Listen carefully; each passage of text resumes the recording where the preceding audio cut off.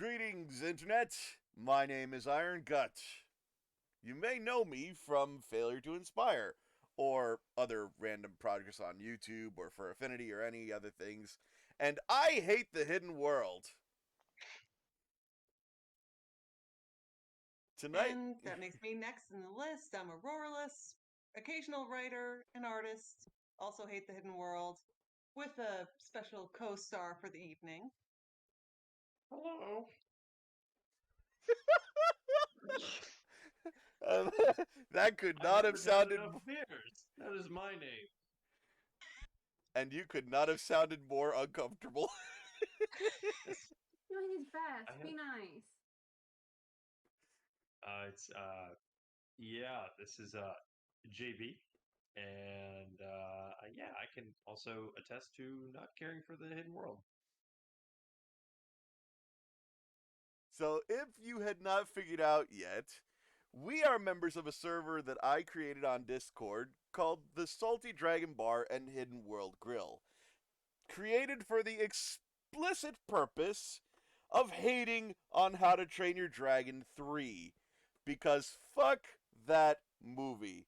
And yes, there will be profanity in this podcast series. Apologies in advance. I regret nothing. Unlike, hopefully, the Suspect. makers of How to Train Your Dragon 3. So, so what are we were... gonna continue the introductions? Oh, sorry, go ahead. Oh no, that's alright. I mean, I don't know. I guess. Hi, I'm Waldo. I'm a recent convert. I love that basically it, I guess. description as a recent convert. I love it. Yeah, I had a friend who has been telling me to hate the movie for years. I finally decided to do a binge of all of the media, official Dragons media, and then I found your essay along with another person who wrote a similarly salty and long essay, and yeah, that's basically where I'm at. Hello. Yes, there are so many reasons. My goodness, what did they do to this franchise? Uh, to defend myself, I am not normally a negative person in life. I in fact, like, I'm a rare defender of Batman Forever and Batman and Robin the movie. Because they're fantastic, and I like to meet things where they are. I like to see what a movie or a piece of media is trying to do and engage with it on that level. Like, Batman and Robin is not meant to be taken seriously. It is meant. It doesn't take itself seriously. He whips out the Bat credit card. Exactly. It's entirely this kind of wagon of, hey, hop in, we're gonna go on this wacky, silly ride, and it's gonna be fun. It's not gonna make any sense, it's not gonna be serious, but it's gonna be fun. And as soon as you get yourself into that headspace, you're like, okay, and you have fun. Get in, losers. We're going shopping. Yeah. But How to Train Your Dragon: The Hidden World, I refuse to call it How to Train Your Dragon 3 most of the times. It's just, it is one of the most magical confluences of suck that I have ever seen. It is one of the worst 180s in all of cinema.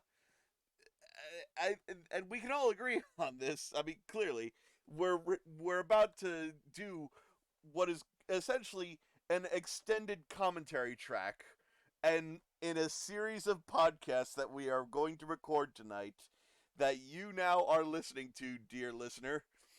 And I do hope you enjoy it, and you spend the next 5 or 6 hours being salty with us, because there's a lot of it. And we'll get into why. Because there are so many reasons. It's just, my god. I made it an hour-long YouTube video, and I barely touched on half of what I wanted to do. Like, I mean, I'm not going to say I have regrets with Failure to Inspire, but the main regret that I have is that I made it so entertainment focused. I think of Failure to Inspire as more of a nostalgia critic type video, where it's like made for entertainment first, criticism second. This will be criticism first. We are going to be absolutely ruthless, and it's yeah. So, with that out of the way, I think it's about time. Unless anyone else would like to say anything in a preamble. Well, I think to bring it back to Batman and Robin, we can say that one of the major failings of this third movie is that where Batman doesn't take itself seriously, this desperately wants it to take itself seriously, with the audience also taking itself seriously, but it does not put in the work. It does not put in the work. And furthermore, it puts the work that it does put in is entirely in the wrong direction. This movie would be an okay movie if it was standalone. If this had nothing to do with the How to Train Your Dragon franchise, it would be an okay movie. It would not be a movie that I would enjoy, but it would be an okay movie. The problem is, it is the third movie of a How to Train Your Dragon series, the first two installments of which, along with the television series and short films of the series, all built up an entire message of positivity and change is good and fight the good fight. And then this movie comes along and in just in about 2 hours of screen time destroys all of that. And Or basically the end message of societal progress. It's not worth it. Just get married, have kids. That's all your life should amount to. Forget In your your best life, friend. there's gonna be people that hate you. Give in.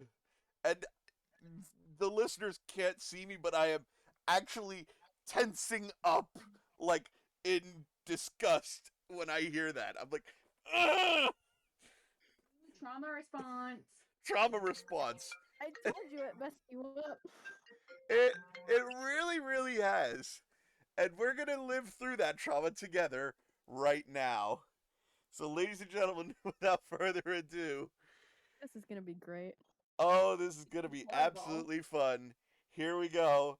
This is How to Train Your Dragon: The Hidden World. God help us all. I hate it already. Nothing has actually happened. It's just the Universal logo, and we already hate it. Oh, God. So, as this is a podcast series, we will be pausing at certain points because if we kept through this as is, there would just be not enough time. We would still be ranting about the intro by the time the villain dies at the end. Uh, it's and also for copyright reasons, there will be no audio from the movie playing. This is just a commentary track from the Discord server. Uh, and I already have a thing to point out. Where the hell was Toothless during that DreamWorks logo? That was one of the best things in the first movie, was that you could see the silhouette of Toothless flying in the DreamWorks logo. Not even 5 seconds in, and they already fucked it all up. Jesus Christ. How could they do that? Especially when, look at this. It's so beautiful. Oh my god. The years... That set design. Oh, it's fantastic. The years it took between Dragon 2 coming out and The Hidden World. Oh my god, the ray casting through the fog, and oh my god. Sitting in the theaters watching this was absolutely fantastic for about a minute and a half. Oh, Like, wait oh, for it. well, right here, it was still awesome. It's still awesome, still awesome. Oh, walking through the flames. So great looking. I love every bit of that. And right here, Goes. right There's there, all seriousness thrown away. There was going to be something cool there. There was going to be something cool there. They dropped that ball. It was Uh, so set up. So good. yes. And then just a guy here to save these dragons. Oh, and he forgot to fireproof his butt. Got There the was whole going to be squad something cool laughing. there. After, of course, like 2 movies and 8 seasons of build up to these guys being actually talented and learning how to do stuff correctly. And now they are worse than. I legitimately have no comparison for how bad these guys are. It, uh, Like, what the fuck happened in 1 year's time? Even at the very beginning, they were shown to be more competent. yeah, when they're first putting out fires in How to Train Your Dragon 1, they were actually competent at that. How the hell did they become such bumbling dumbasses that. I mean, even as stupid as Snotlout is, he would know to wear fireproof pants when riding Hookfang, a dragon that sets himself on fire! You would think, but no, it is a running gag. It's been 6 years, by the way. It's been 6 years. Oh god, why can't I get this Also, cage yes, open? this It is true. slides.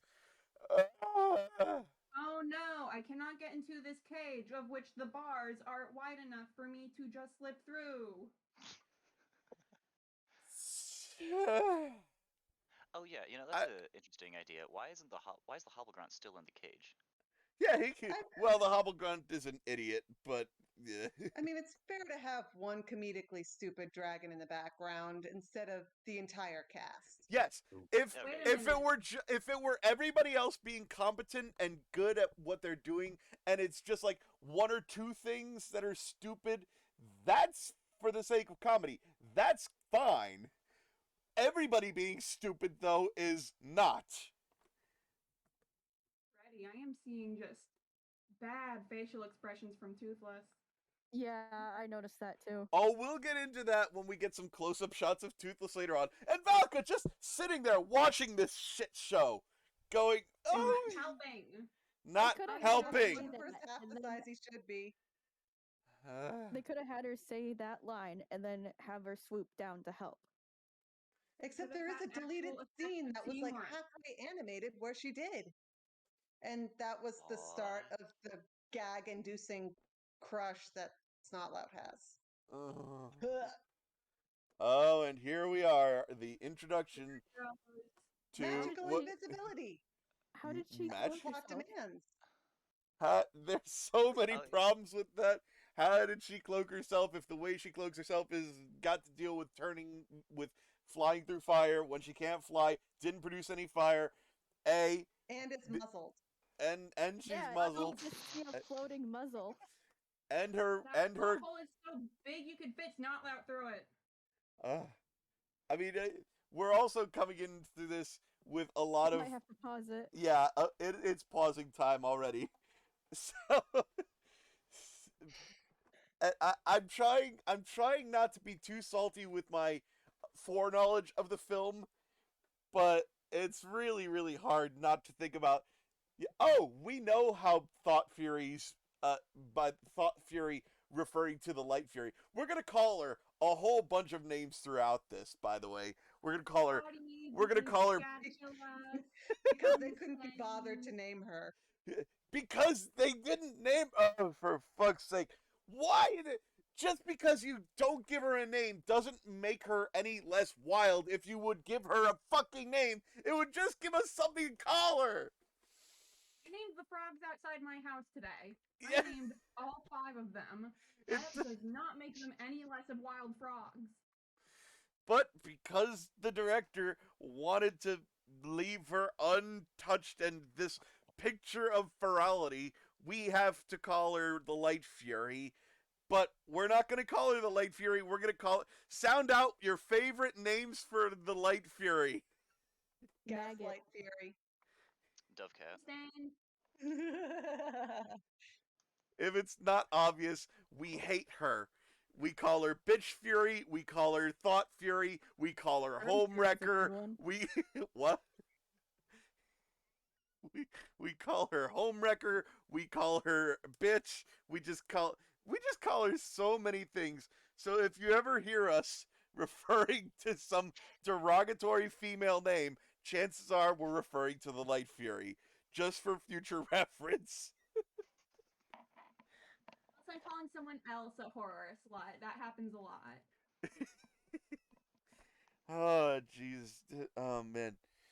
But, to go over that intro again, oh, God. I don't even want to think about it. It's so painful. Because it. Can't get this cage This is open. like one of the very first instances where there's a completely artificial problem maintained only by making the characters as stupid as possible in order to drive a plot point home. Because Yeah. as we see, the Typewriters. entire island is built up on the teeny tiniest possible pocket of Burke. Oh, When we see that there are whole vast swathes of this island that are completely uninhabited. Your So point. overpopulation, how exactly? We actually haven't even gotten there yet. We're still paused at the Yeah. end of the raid, and we haven't seen Burke yet. It's, I'm just. Assuming there's previous knowledge of the other movies, yes, we have seen the rest of Burke. We have seen the rest of huge ass motherfucking Burke. In the first movie, there was even a pan over the island. True. There was a pan over. I might as well unpause, and then we can talk about Burke as we go and see the actual problem with Burke. In that, what the? Imagine how much shit there would be. Oh God, the poop! So much poop, poop everywhere, poop for days. You just like saying the word poop, don't you? Who doesn't? And Wow. look at all the wild Tyrians. Oh wow, I saw four Because- dragons with the exact same model. Oh That's yeah. one thing you'll notice in the background. Every single background species has been reduced to 2 color variations. Blue Except for, I and think, green, Broncos, which only have 1. brown. Wait, what? Are you telling me they actually put more work into the buildings than the? Okay, never mind. They did. They put so much work in all the wrong places. They Oh really my did. God! I mean, we see it here. We see it in that oh God, oh God! I hate this part. Pausing because we need to. Why are you pausing it here? I don't want to look at this. I don't want to look at it either, but we're going to. But knowing what's coming, we're about to get way ranty on Snotlout, and we have a lot more ranting about Burke to get through first. I I'm a lesbian. Can we move at least to someone slightly more attractive? Isn't Hiccup and Snotlout cousins in the books?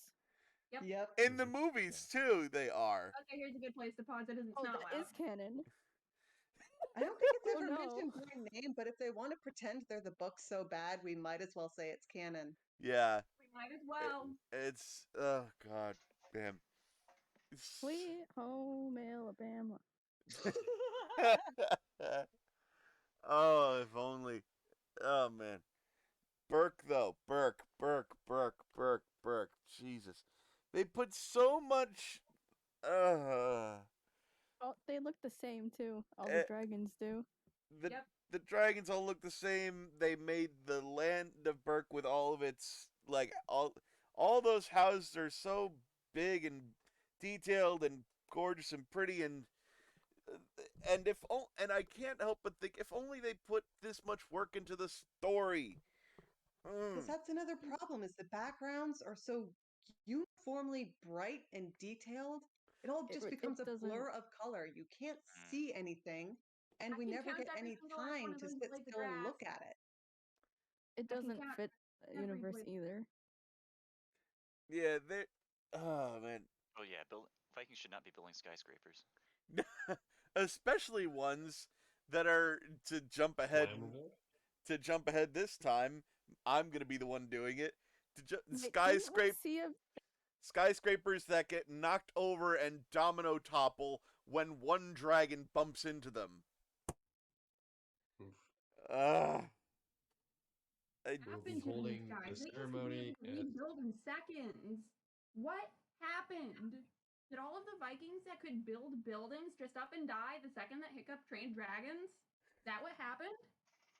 maybe Stoic's death did more than we thought. Oh God. He was the only First architect on the suicide island. rates.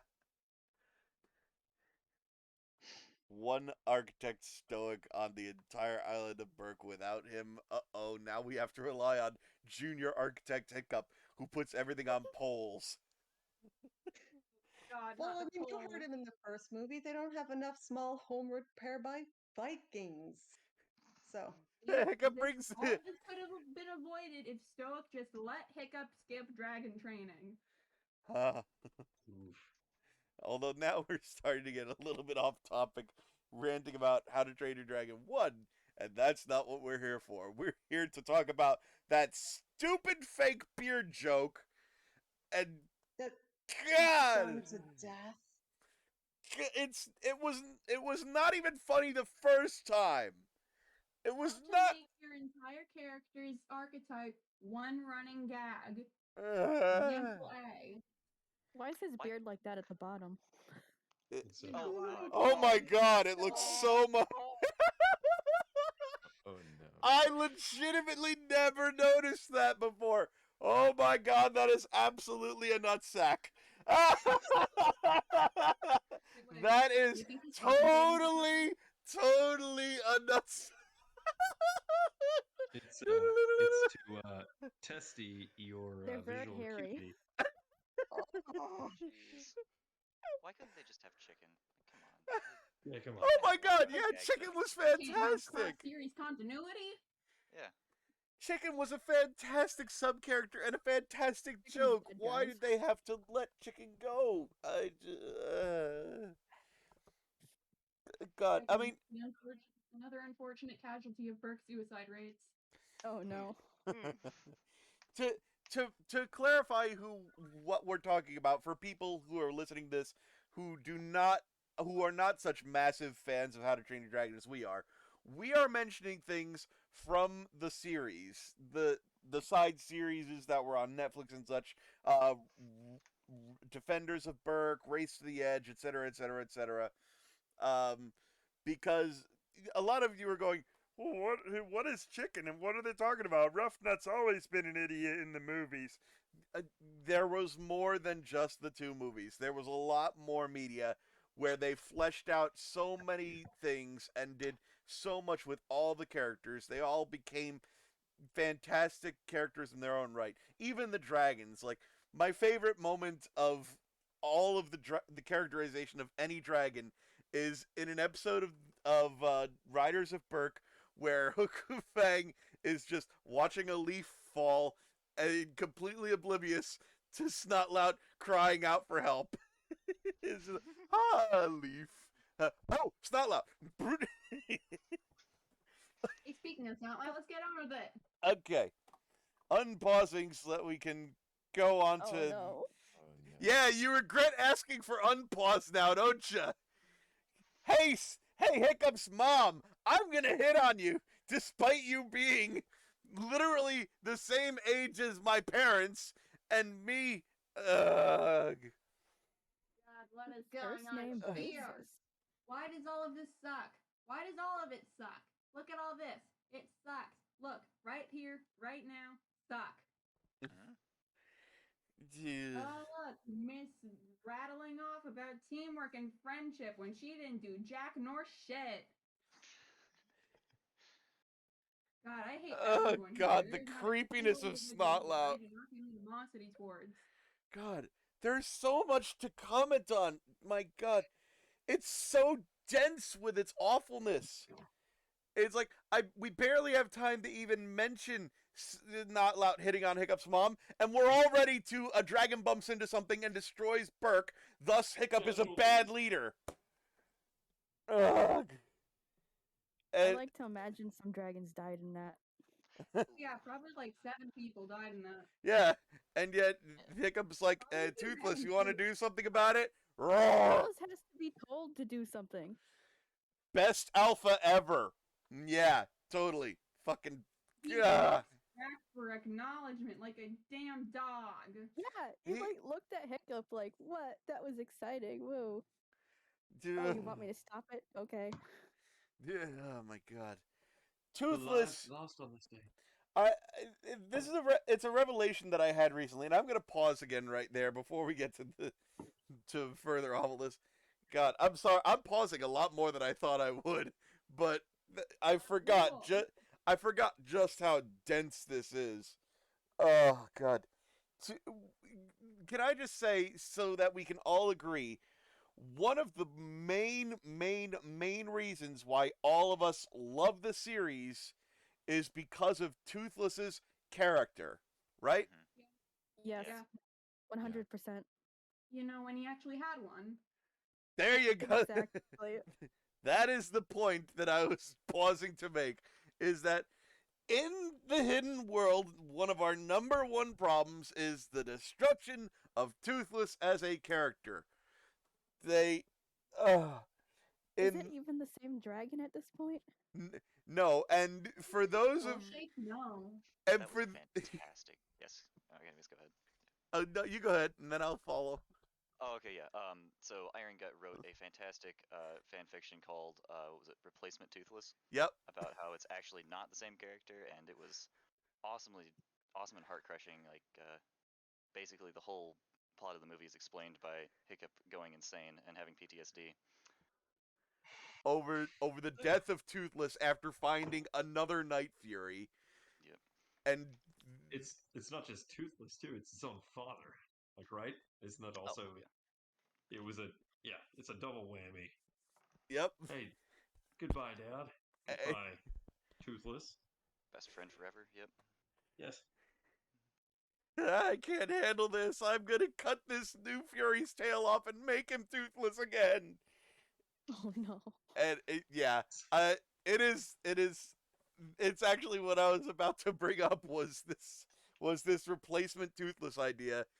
This is a headcanon that floats around on this server that I actually wrote out, whereby this Toothless is not actually Toothless. Between the second and third movies, Toothless died and was replaced.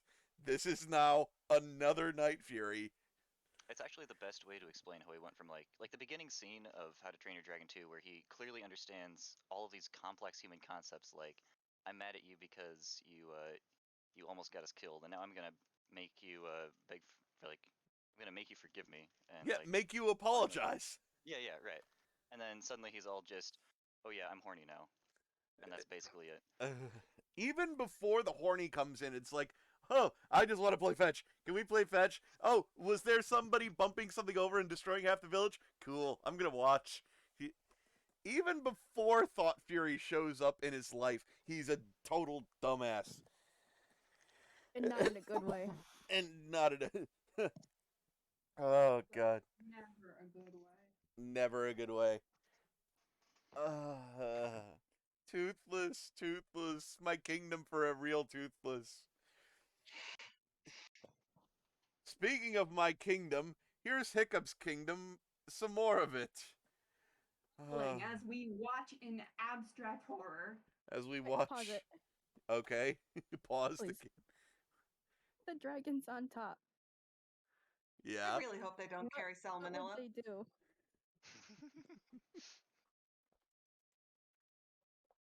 They'd be shitting all over the place. Ain't sanitary. There's only one reason for a birch that high or a perch that high. Or poo. Oh no. Oh God. Yeah. Hey, maybe it adds flavor. Oh I- no. It's the real reason why half of Bert's human population is dead. E. coli.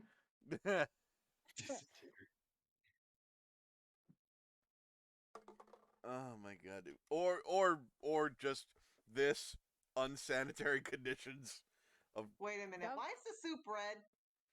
I don't know. I don't want to know. And oh, hey, look, Toothless having the only bit of agency in the movie, telling the little dragon to get out of the soup.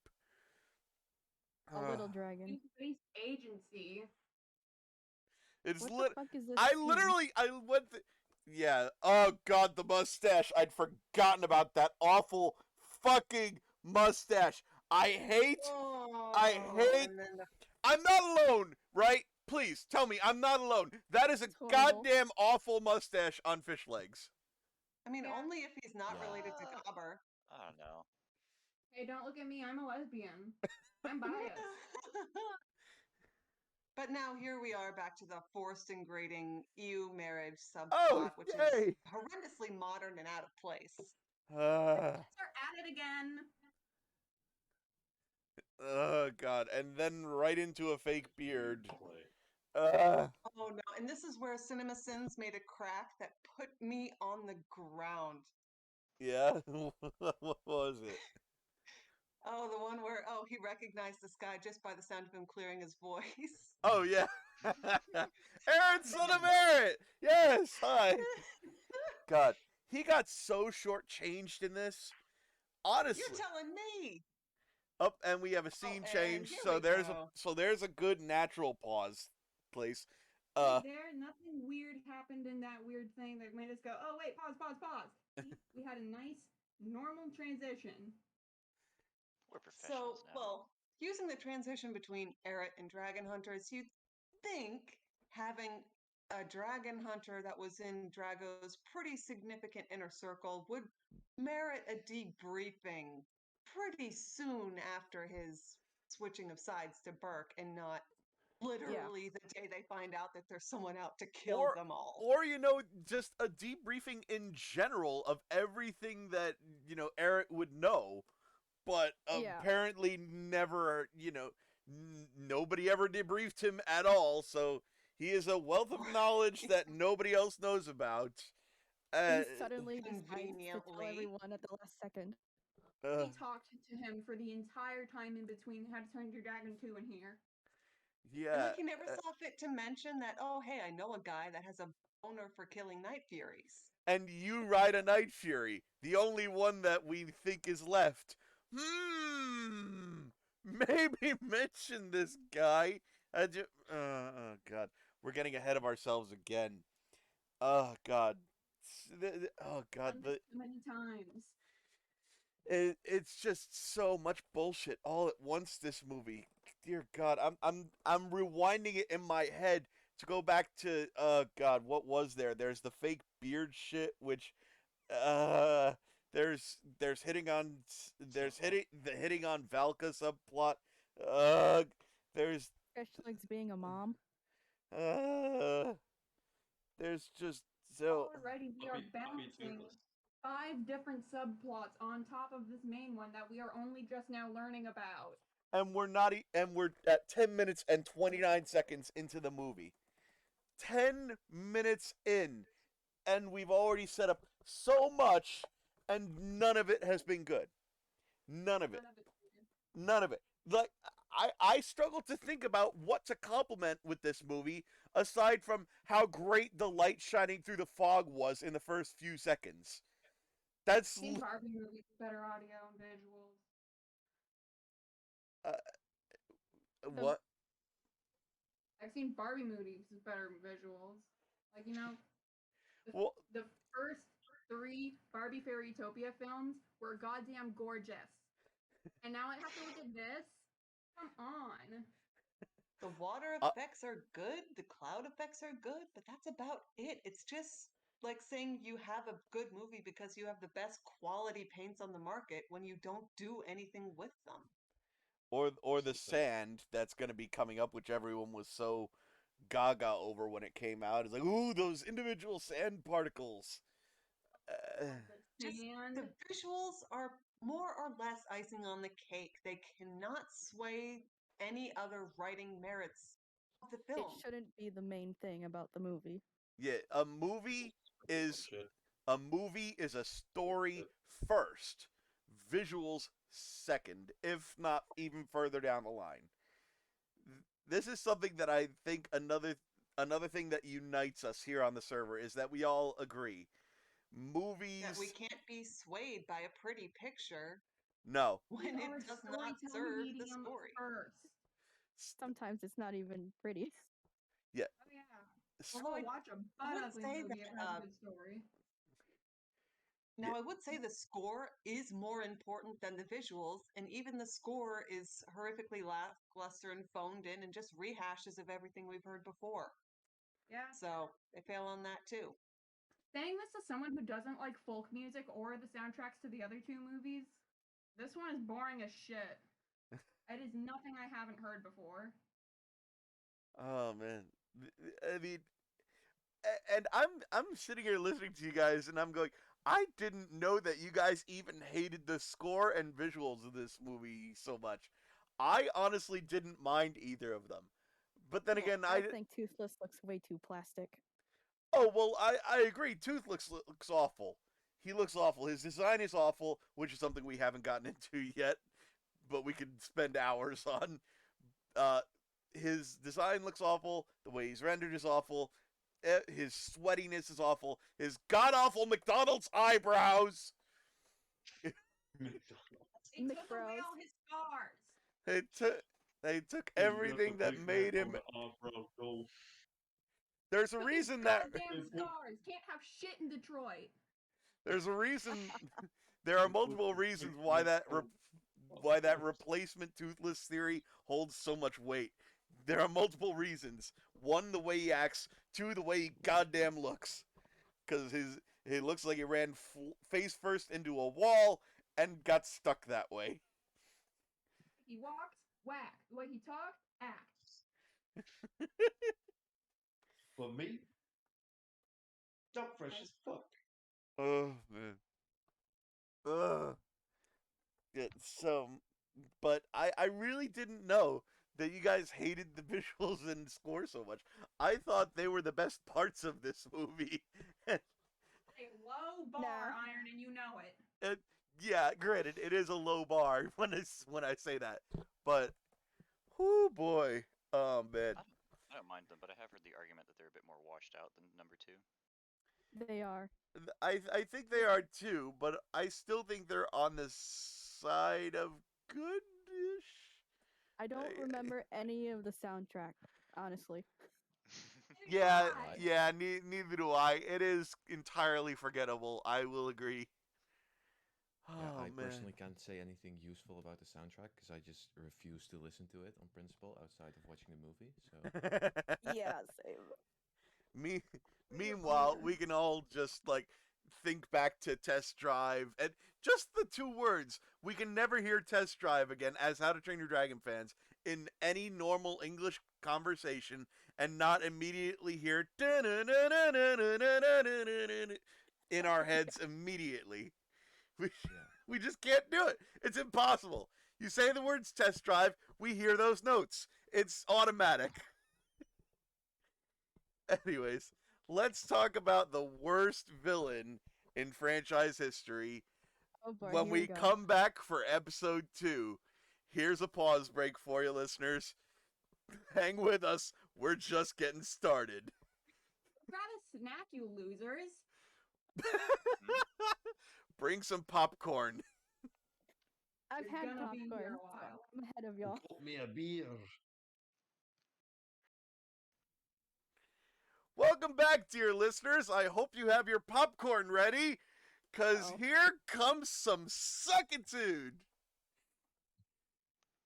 It's oh yeah, extra salt on that popcorn for sure.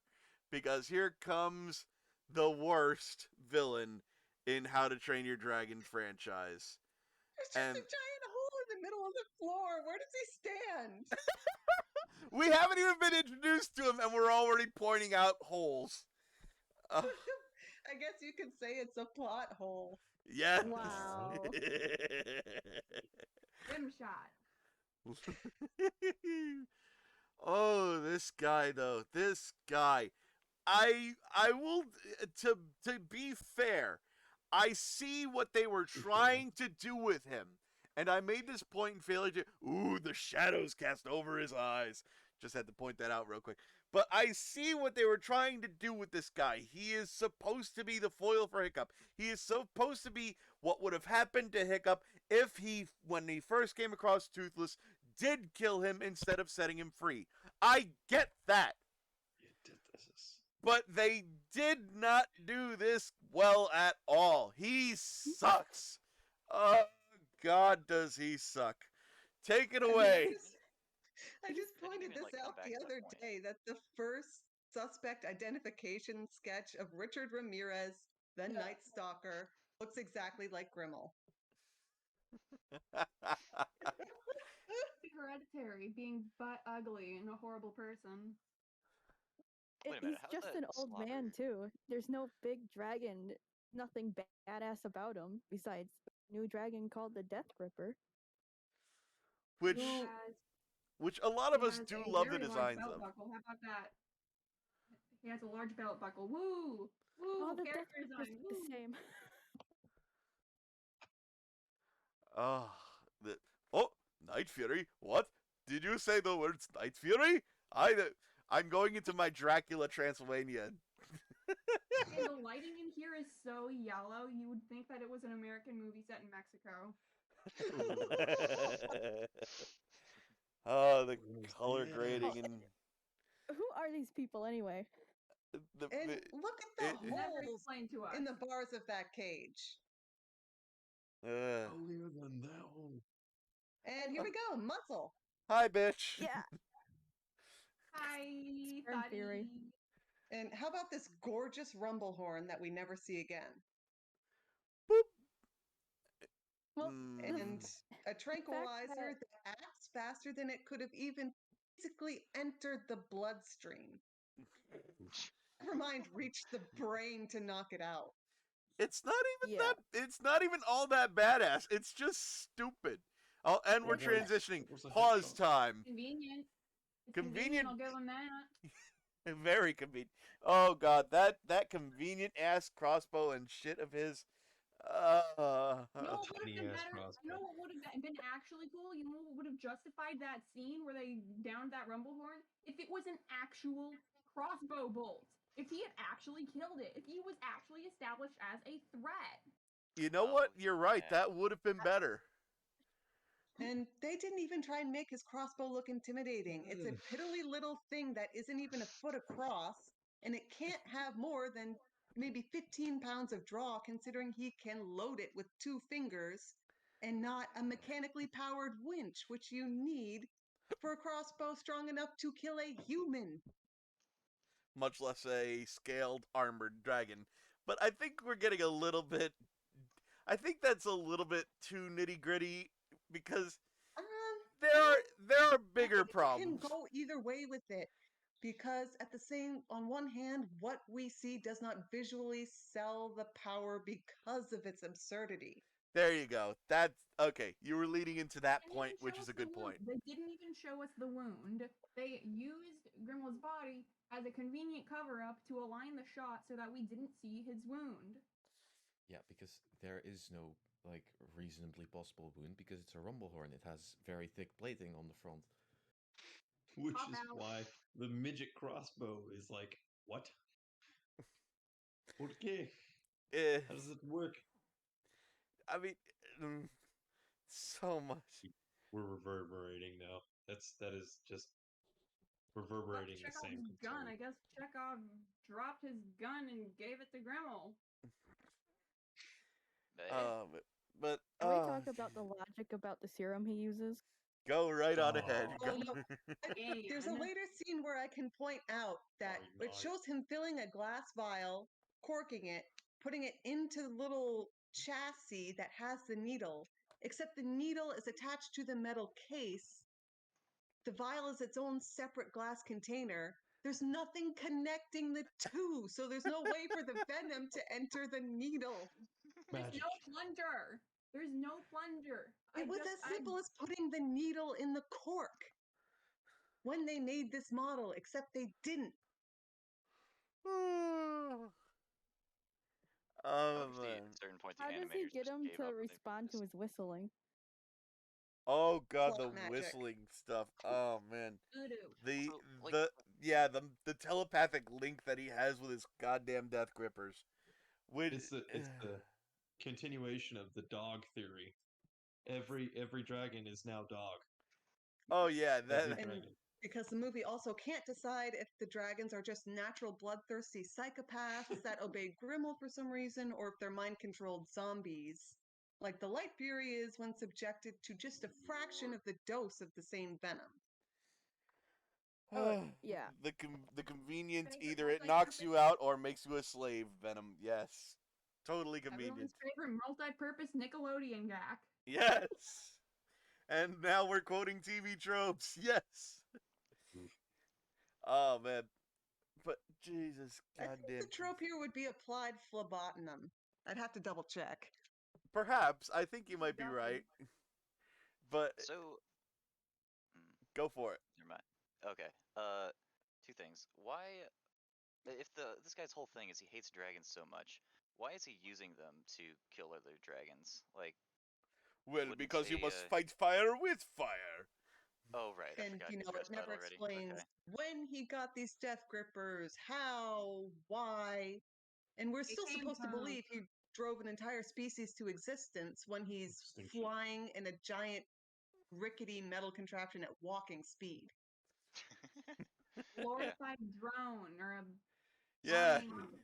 Because this With movie was light made in drones. 2017, and drones were at the height of popularity, so let's make a dragon drone.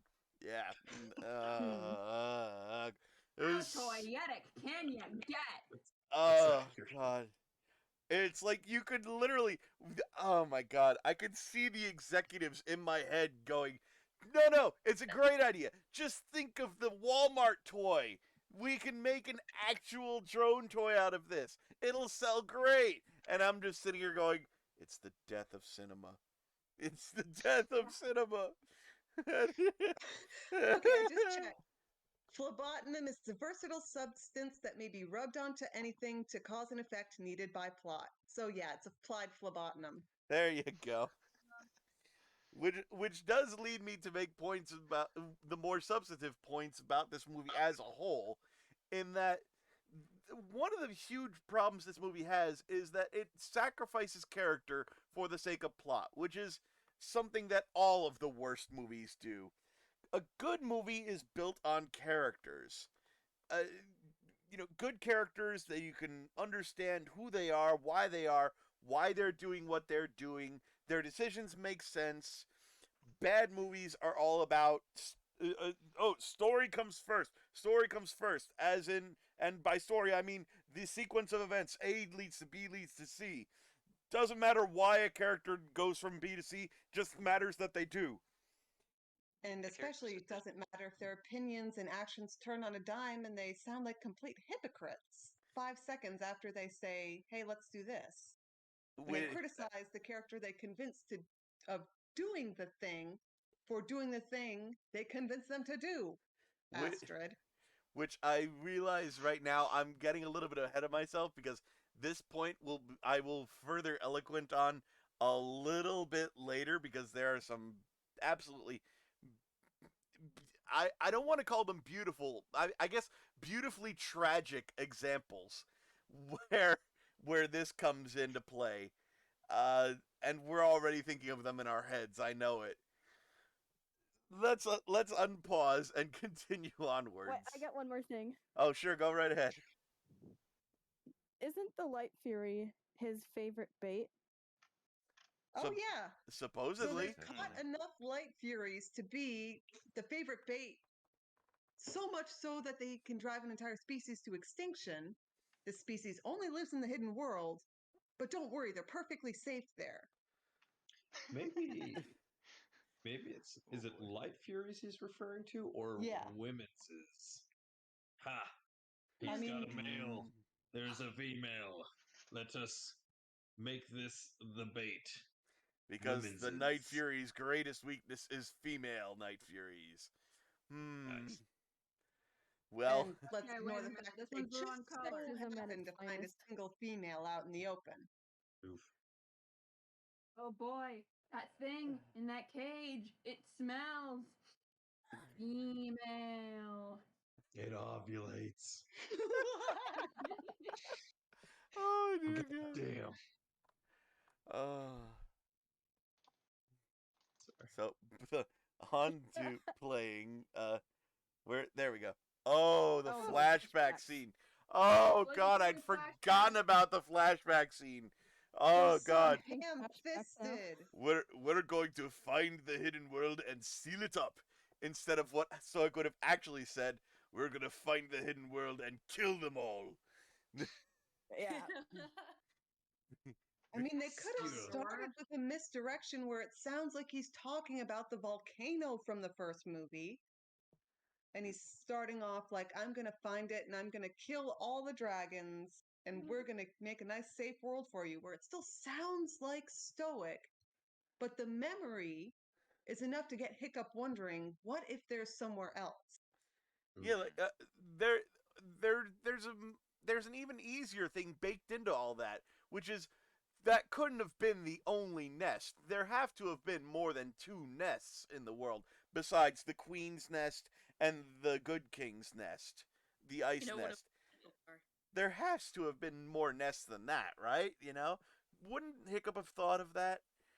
But no, he needs this memory of the legend of the hidden world to spur him on to Like, who Something came even up with better. that angle? Something even better. Oh, Just completely cut out the flashbacks and don't even have a hidden world. I mean, Jesus Christ. yeah, the hidden world is such a stupid thing, but we'll save that for You just later don't because need an right ancestral now it's time to talk about dumbass Tooth Boy. Oh God. First question: why is he wearing so many buckles? Is he like a prehistoric Kingdom Hearts character? The answer is yes. I mean, it was kind of. Are his wings smaller? Yep. Yeah, they were. They were made smaller. I don't know. Look at I the could blame composition of that his one on face. the angle.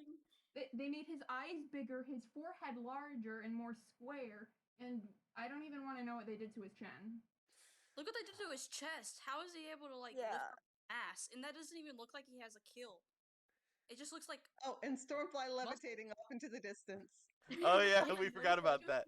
Toothless's ribs that large, how would his shoulders even function? No clue, sweetheart. Oh man, there's so much wrong with Toothless, and so much. Oh God. He looks so greasy. So greasy. He sweats so Everyone much. looks greasy.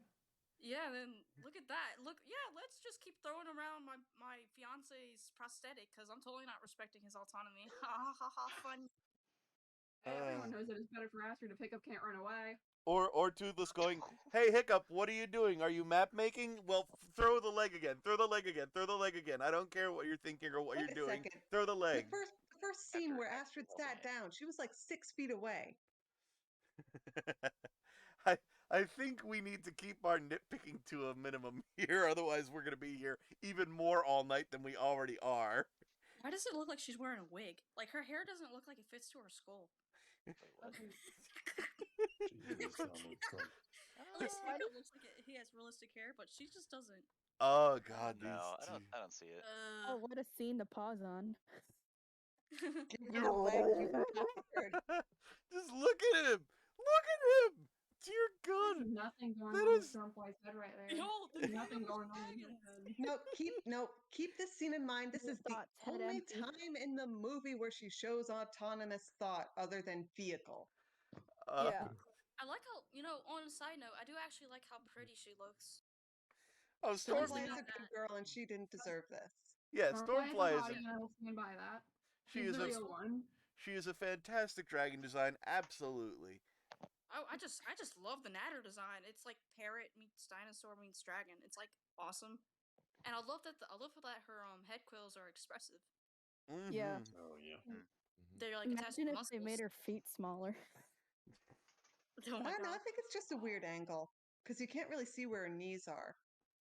Well, not in this Yeah. shot, but I just paused this shot so that we could comment on Toothless's sweaty eyebrow. We just start Ugh, complimenting God. Stormfly.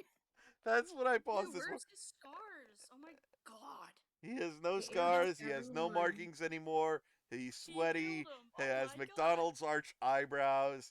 His flat His His face. eyeballs don't His His Scales are eyes are no plastic. longer green. They are that weird shade of whitish blue. He looks like he has what's it called? He looks like he has Jaundice. yes. I only know that working in a medical field. That's as terrible as that gets. Yeah, and what's sad is that he actually had yellow-green eyes originally, and now they just look yellow. Yeah. Yeah. It's kind of funny how stiff Astrid's hair is in the back. It like doesn't move at all. Yeah, what is it? Let's push each other off the together. cliff. Oh yeah. This scene could have ended horribly, because I don't think the dragons would have cared. If they both No. tumbled off the cliff, movie over. Toothless That would have wouldn't been the care, he would better. just say- Toothless wouldn't care. He'd just go, "Oh, huh, no, no, no." Oh, Yeah. wait, I smell pussy. Oof. And how did it Bye, smell Hiccup, from I smell miles pussy. below them and downwind get up there? How He's like did a fucking dog. How did he glide without his tail like locking up or something? Well, it was locked up, so don't worry about that little plot. Oh yeah, he was doing a lot of flying on his own even before Right. the. Oh, Yeah, God, they- that they- face. They had it like as an on his own. updraft It was a mentality. completely unexplained updraft. Here comes Yeah. That's not Fern how Theory, updrafts guys. work. It was a fart. It was a Here light she fairy comes. fart. Here she is, our favorite character of the movie. Oh my god, guys, it's the call of the wild. That is an overstatement. Now just keep in your mind how we were introduced to Valka and Cloudjumper. They burst from the clouds in just a mountain of wings and menace. We're And Look introduced at to her, the she's light fairy as glittering. a She's comatose fucking lump. glittering. Ooh, I'm a She looks girl. like- Look at she looks me. I'm like- so gentle. She looks like glittery afterbirth. Look, Is this a good time to talk about what exactly Grimmel's plan is with this? I think we'll Drug. save talk of Gribble's plan for later. He Alright. could have just killed Toothless right there and then. Okay, sorry. And Oh, so she'll just go yeah at the trap she knows is there. But as we see in a few minutes, she will murder the shit out of Hiccup multiple times with zero provocation. Of But, But you course, know, she really won't take smart we're care we're of the getting ahead trap of she knows is ourselves a there. little bit, And then though. Toothless does nothing. But look at Hiccup like, what? What's going on? He doesn't Let- even notice the trap. He just looks at her. Yeah, To do it in leisure. Let's His just- eyes stay wide, too. let's just pause right here real quick to talk about, before we get into our foreknowledge of the trap that's there and all of the Grimmel's plans and all of the things, and let's just talk design for a quick second, because I this hate it. that's what I was leading up to. We all hate 0 it. out of 10. We hate it so much, because oh god, I mean, this shot, the both of them, we get to see Oh, you so know much. what she looks like? Remember, She kinda looks. Sorry. remember Toothless back in How to Train Your Dragon 1, where he had this sleek bullet-like head that was just wide, and now it's like flat plain forehead, flat plain face. How He has is a Even with- smidge. like Without he the goes from a even without the Volkswagen facial Beetle expressions, to a it's still. fucking Kia. Ugh. And even if you try to ignore all the horrendously sexist commentary from the designers, the Light Fury is just so patronizingly feminine between the glitter and the smooth lines where she looks like an inbred cat. Yeah, I'm let's try- get him all Uh, the eyebrows and let's I'm not get trying to crazy. look for a single sharp corner on her right now. I can't find any. I'm Even trying to it look. looks like he Even can the slide down edges her of I- her head. eyes are rounded. You know what? It almost You- looks Her like she eyes doesn't are even have supposed to be scales. cat-like slits. She No. doesn't have scales. She has no scales, none whatsoever, and she has Like no tiny- corners. You could, Tiny oh, gray you could spots around take her like, eyes. you could take like one of the An mini eyeshadow. skateboards. You can make like little. You could take one of the mini skateboards and just like do kick flips and trips off her head and just like ramp off Yo. of it onto his head. It reminds me of like the Yeah, Philadelphia Ollie, don't- concrete skate bowl. She Ollie looks to like the she looks like kickflip. a calf that just got birthed. Oh my god, Yes, you're the right. problem You know, is like Yeah. the craft glitter aisle when it hasn't been swept up in a while? Yeah, that's what I'm looking at here. It looks like you took an infant calf and rolled it around in glitter. You're right. You can't. It looks like they post. It looks like they like. Okay, so back to like the whole Play-Doh looking thing. It looks like you took her and molded her head, and once you got to the oracles, you just said fuck it and just left them the way they are, and that's why they look so shitty and why she only has 4. Oh god. I have a question relative to this too. Yeah. How in the world is a species that looks as bright and is just insane like that supposed to survive, even with that invisibility plot armor that she Because happens to surprisingly, she's incorporate? from a hidden world. because she has no teeth and she has no Oh. claws and the survival instinct of a deer on a 4-lane highway. And she Lord. just attacks and provokes everything she sees. Well, Kind of. so now we might as well let the thing play and see. Ugh. Now What that about we've the eyeshadow? Oh, it's He looks like cinematic. Their eyes are widening, and you can see their reflections in their eyes. Oh, how cinematic! Whoa! Oh my Look god, how look at romantic. that! Look at the lighting effects! Ugh. Oh, she has a pink nose. Ew. Yeah, it's so small too. I was How wrong. does she smell? I was wrong. How does She, she breathe? Guys, nobody tell the government I'm not supposed to have a nose. I'm a girl. How does she breathe? She's like one of those pugs that just goes. Oh. I will say I was wrong. She does have scales. She has 8 of them, 4 on either side of her head. Oh my gosh. 8 of them? Holy It's shit. like right there and right there, and that's Her it. skull, Are those her actually skull scales though? probably They is almost just look like gray spots, like pimples or something. liver spots. Yeah, If yeah. you zoom in on the spot on the space in between her eyes, you can actually see where it looks like human skin. They gave her pores. Look like human skin. She Ugh. looks like a frog. They both look like frogs. Yeah, Or a but salamander. Hey, be nice to frogs.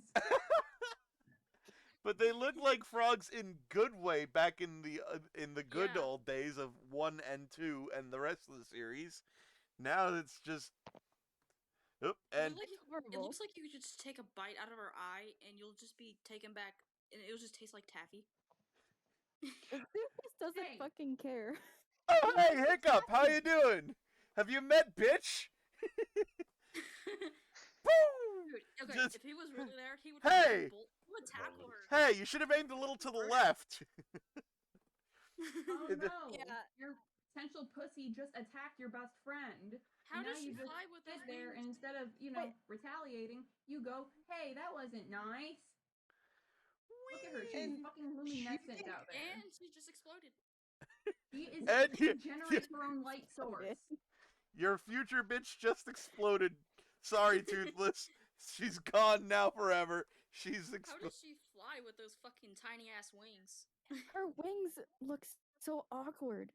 Yeah, Because they're If they were hearts. that, then they wouldn't be You able could to argue generate Gronkle. lift at all. Yeah, but at least I the don't know how Gronkle the has Gronkle redeeming flies. qualities. Yo, don't do Gronkles dirty like that. I agree. Meatloaf I'm is not a saying queen. they don't make She sense, deserves better than this movie. She does. I'm just Yes. saying like as far as wings not making sense. She became it's not that big a catatonic. deal. Set piece number 3. But this is Broncos are the cutest meatballs I've ever seen. they are such Wait, adorable Barrett's in meatballs. this scene? What? Barrett's in this scene. I completely forgot that. He is. I'd This is forgotten one that of as my well. things about Oh Grimmel. right, he was. I forgot that. I bet the air fans fucking wet Oh, no, themselves that's later. just seeing him. Hey, Well, they have to. That's all they get of him. Every Your moment desk they is see him. okay. This is the part where he licks the wall, isn't it? yep. Yeah. Eh. Oh God. Eh. The. Why Oh doesn't him God. follow Light Fury I'm himself? so Oh attracted god, to his my rendition of her shadow. looks so bad too. Ew, Oh, slobber. Hiccup, hiccup, hiccup. It was a girl. Did you see her? Did you see her? It was a girl. She talked to me. Womp, She womp. warned me I of a bet like all trap. he hears now from them is just womp womp womp womp womp toothless womp womp womp womp. His head looks so It's like big in Charlie one of these Brown. shots too. Okay, but that's kind of Are cute. those the same model natters? Yep. Yes. Yeah. It certainly looked There are like only it. 3 models. There's Stormfly's color, there's purple and gold, and blue and Ew, purple, and that's shave it. his mustache, please shave his mustache. That mustache. It's so bad. Oh. Seeing it fly around. It's like a waddle. I hate. Oh Eagle God. faces. This fucking. Ugh. Diseased. The Does this wall. count as Toothless playing with himself? Oof. I don't even want to. I'm not gonna go there. Is Toothless Uh, a narcissist? It'd be better if he was, because he wouldn't be interested in Yes. Thought Fury if he was. He looks Oh, like God. he kind of looks like a goat licking a cow, licking a a salt lick doing that. Now I wanna make that a meme. I wanna put a salt lick in there and a screenshot. In 5 seconds, it'll be able to do that. Oh Jesus. Oh god, here comes obligatory wingman tough nut moment number 2, I think? Or 1. Unsolicited Two. tough nut? 3. What's the first one?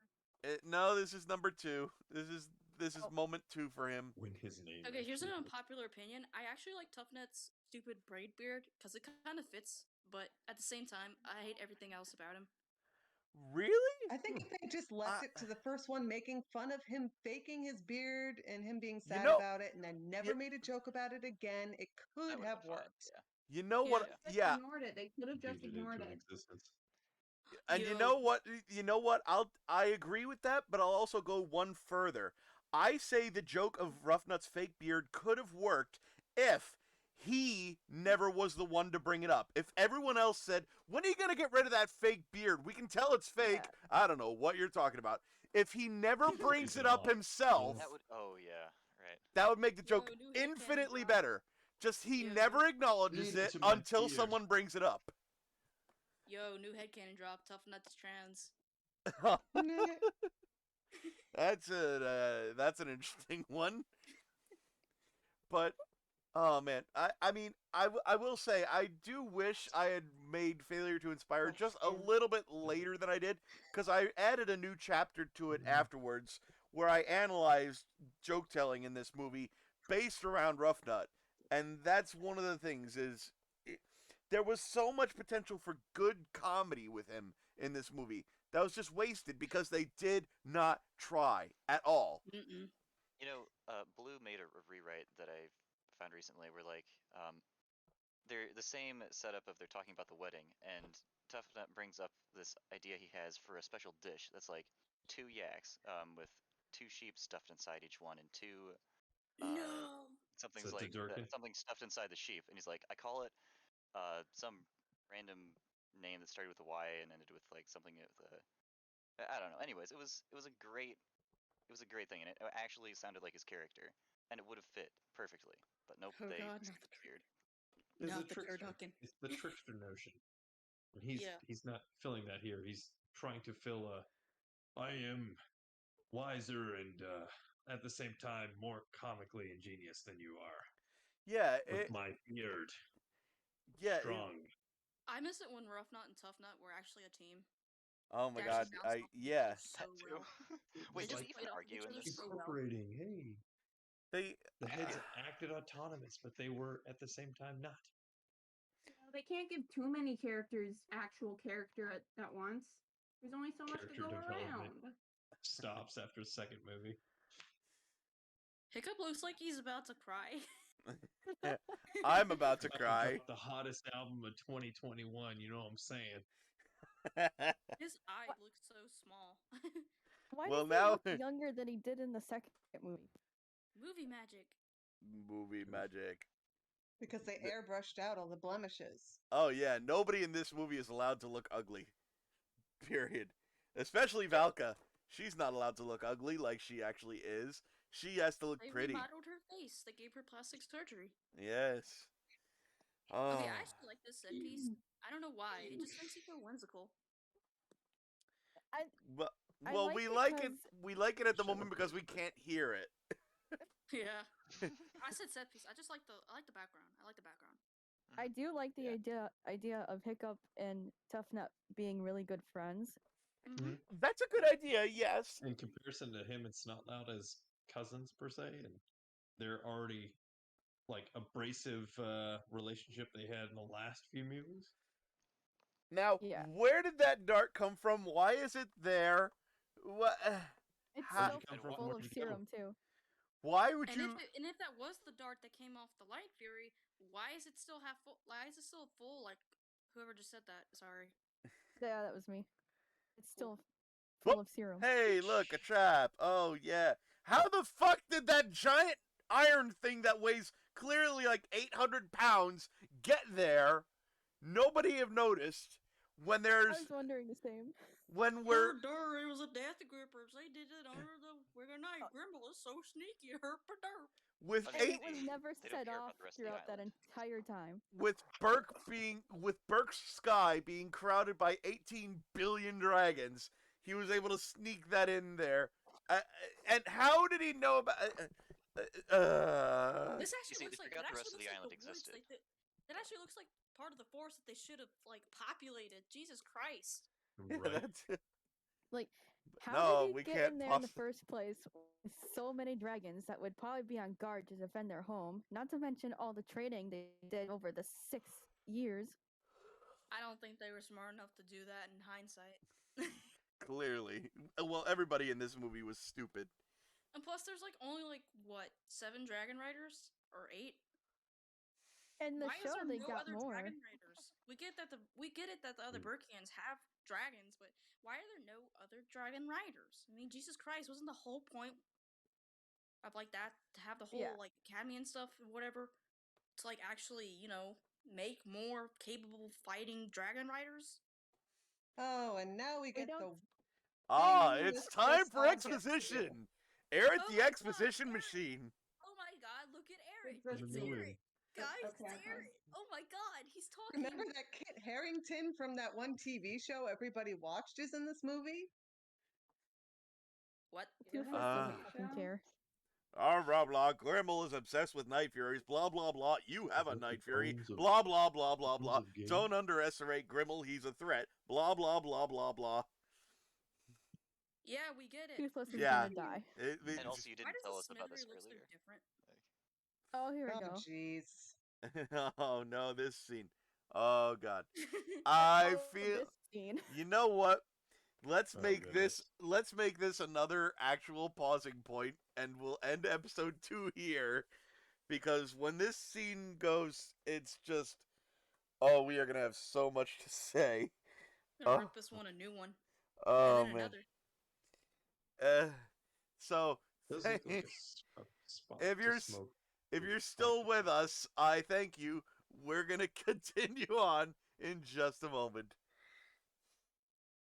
Now, welcome back once again, and oh boy, this scene. Bathroom break. Yes, I hope you enjoyed your bathroom breaks and have more salted popcorn, because it's time for our villain to meet our hero, or our hero to meet our villain, or whatever you want to call this scene. Yeah, but villain meets villain. I like it. How about idiot meets idiot? Yeah. There we go. Character meets character. No, that would imply that they have character. Oh, I'm sorry. I was being too generous. I think. Dumbass meets bigger dumbass. I was just gonna say. Have you guys noticed how the salt is just coming out more and more as we go along, and we're making less substantive commentary and just quipping more as we go through the movie? Because it just makes you so like violently rage. What is that supposed to be? Ale? I can taste the salt. Probably. Imagine When the last shorter feed poisoned it. Imagine if that. Oh yeah, because you should totally whip out fire in your own damn house. What? The fact that Grimble couldn't even get in there. How did he get there? How did he get onto Burke? How did he get into Hiccup's house? So many questions that just go. What is he wearing? What is he? I think he's wearing his best Dracula outfit. Is what he's wearing. He looks like a nun. He's ready for a good time. It's steamy in there. Oh my God! It's You have no idea who I am. You're right. I don't know who you are because you were thought of at the last minute. Yeah, you think a night fury killer would like. You'd so think the writer of the last Night Fury, supposedly last Night Fury, would have been told about the Night Fury killer. The reason there are only one supposedly left Night Furies. Thank you, Eric, king of exposition, only when the viewer is watching us, apparently. Wait, Listen there. That chair has a I hate his back. mouth There is so much. nothing stopping Hiccup from going right there. And I don't know, just chucking his sword 2 feet in front of him. Dude, and that's he very takes his To be crossbow fair, away. that would be He takes his that would crossbow. be just as much out of character as most of the other things he does. Hey, wait, Yeah. but you gotta let the villain give their Monologue. Yeah, entire let a story, monologue. backstory monologue. Yes, you have to. It's Yeah. I feel like required. if you burned off all his hair and scrubbed off his nose, he'd look like Voldemort. You're right. He would. You're a wizard, Hiccup. Wait, have I been tricked? You What already is did, this? Hiccup. Did we get him? Dude, how did they not kill him? Fish likes is dead. Yeah. Yes, I'm gonna shoot a dart that is designed to incapacitate a dragon, and it just makes a human drunk. Once again, the phlebotinum works. Platinum. And Somebody hogtie now, this man. he's got Gobber right behind him. Hogtie Gobber him. had no Just bonk him on the problem head. knocking someone the fuck out when they were just a mild inconvenience. But Look now how he has an angry Gobber axe. looks. Enclosed space. What is His stopping lips them? are too Blocking big the for his exit. narrow face. And who was watching the outside this whole time? Who was watching outside? You don't know how to post a guard? What the hell kind of leader are you, Hiccup? That's it. And he had enough forethought to set up this plan inside, but not to set up extra guard outside? Where's Toothless, by the way? How is that venom flammable? Dragons. I don't care about little plot niggly things like that, or plot irrelevant things like that. I'm worried about the things that actually matter. Like, okay, now how did Grimble just escape? How did he escape? The place is on fire. How did he get out of there? I cannot see. And how did the rest of Burke start burning without anyone else noticing? There wasn't a single sound either. There was nothing. And Look at all those people. All those and people. No one noticed 6 dragons blundering around as they pleased. Fish likes is dead. I'll give him a point. They got a single out of me for that. And how is it that the entire population of Burke, 90% of them are the same age? I don't see a single missed the kid in that fact that crowd. They killed them several times over with one dragon rescue, right? That's hate several times over. fucking horns. I know. I'm so glad somebody else finally said it instead of me. And I hate those medallions. Like, I get it, but he wasn't this vain. No, he was not that vain. But he's so annoying. It's like Oh my god, it's Eric. Are you gonna do this through the entire thing? No. Because I'm gonna say I will support you if you do. Yeah, you totally should. It's getting old. No, it's not. The It's movie only happened twice. The movie is getting. Oh, gee! Everyone listened to Astrid. She knew how to handle the crowd. Maybe she should be the leader. No, Hiccup is the leader because he's protagonist, and therefore he must be leader. I'm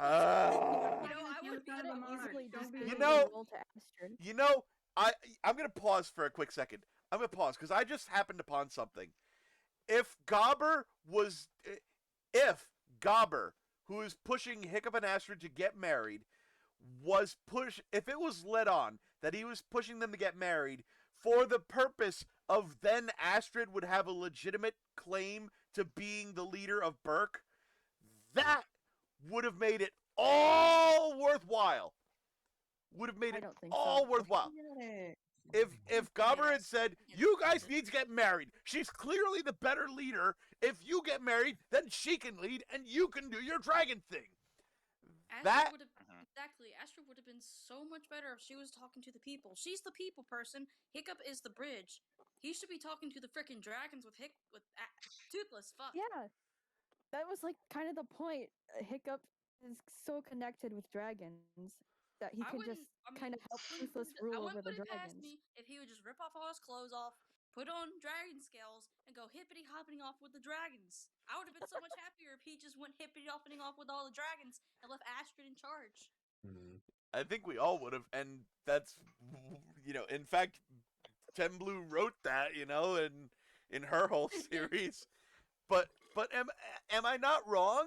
if that had been Gabber's motivation for pushing marriage on these two, it would have given him a reason to push marriage instead of just the, oh, heteronormity, the life plan, you must follow it, because that is the Viking way, blah, blah, blah, blah, blah. If he actually had that reason to push them, it would have made it make so much more sense, would have been so much more justifiable. I wouldn't have had a problem with it at that point. Yeah.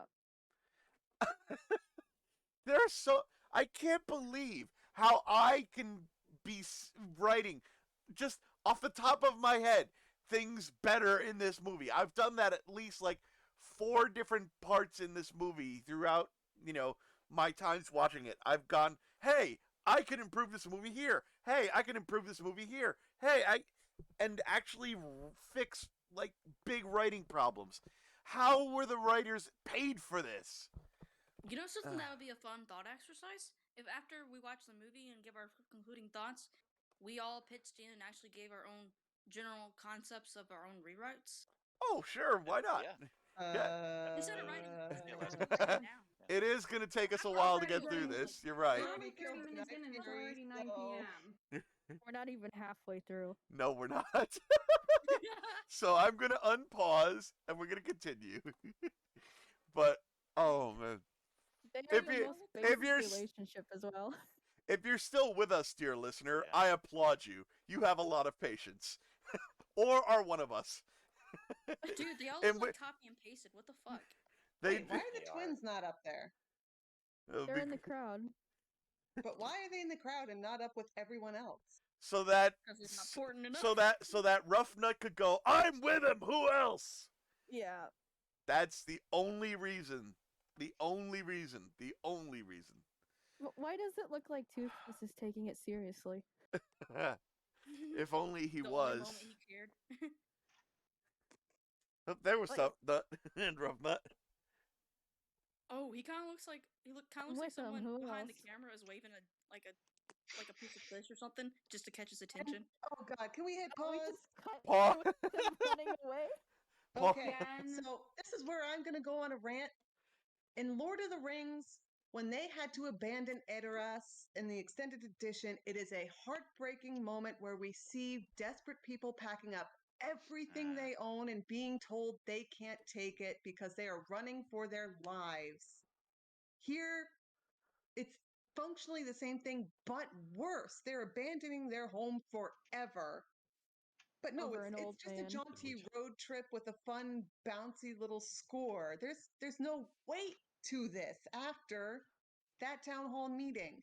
Also, the gravity of leaving Burke completely ceases to exist, meaning that whole scene didn't matter. And also, what are they leaving for again? Like someone let up on sentry duty once, but a couple of yeah, one sentry fell asleep at his post, and thus Grimmel managed to get into Hiccup's house, and the only sentry.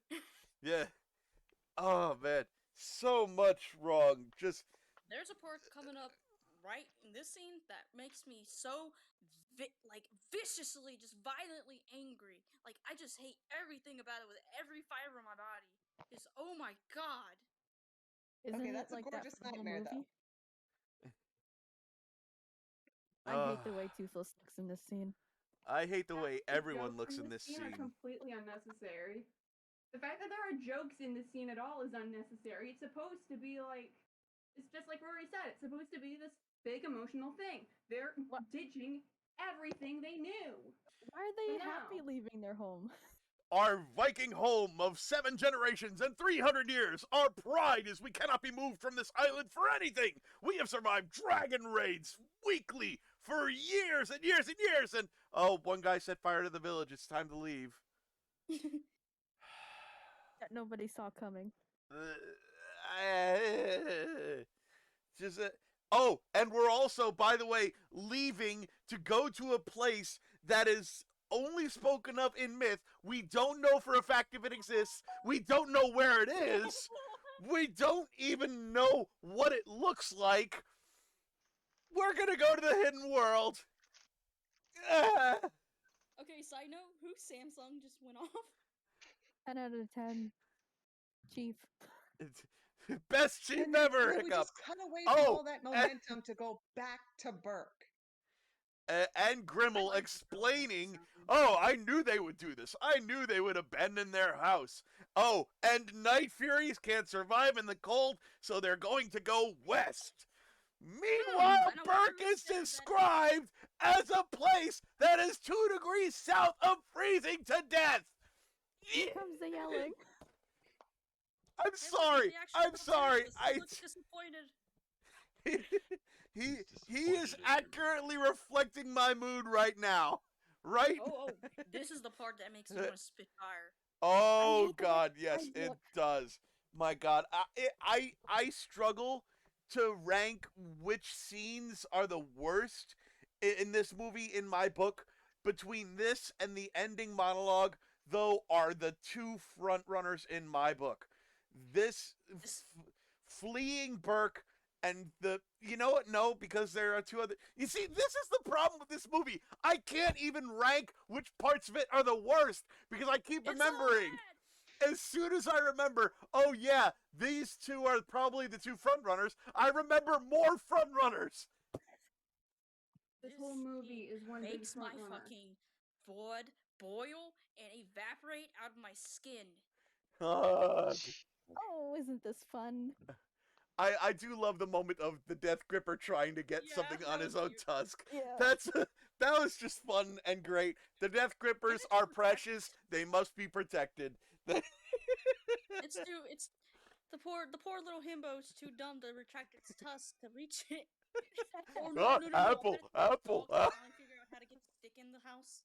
And then at the end of the movie, they're just in the ocean. They're just killed. They're just dead.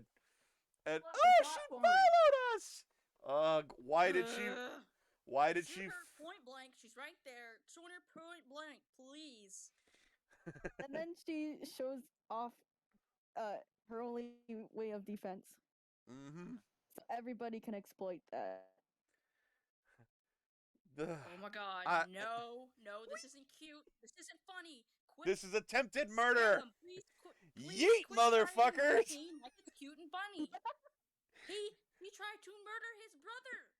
Toothless Why doesn't is care. he being so reluctant?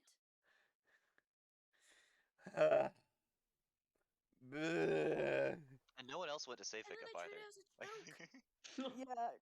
Whole town's there. Oh my god, and then he's Not sad. good. Oh my god, the murderess is Falling gone. like, oh, no. okay, bye. Yeah, this is the unspoken thing that we have not said explicitly yet.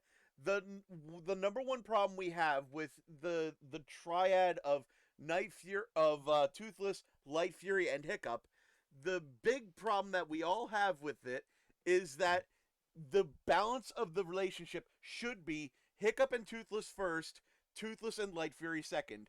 But in this movie, they're trying to sell us on Toothless and Light Fury first, Hiccup and Toothless second. You know what the heck? That is just the Toothless biggest turned into tragedy an of asshole. all. That's the biggest tragedy of all. It is. They forgot what made this franchise the franchise.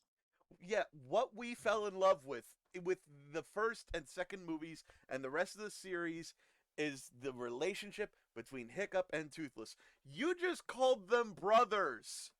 I completely agree. They are so close as to be damn near biologically related. They're And soulmates. They are freaking soulmates, as Tim Blue wrote in her fix.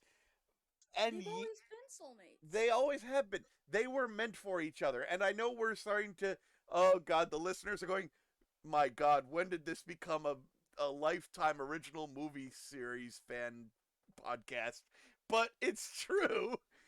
They absolutely were the core of the franchise. It was their relationship that drove everything because it was the relationship. It is what it drove everything. It meant everything. The whole point of the series. The whole point of the series. And yet, this random bitch that doesn't even get a name, that has less than 8 minutes of total screen time, that Toothless has seen for a combined total of about 2 minutes so far, is now more important than his relationship with Hiccup. And in the end, he still chooses her over him.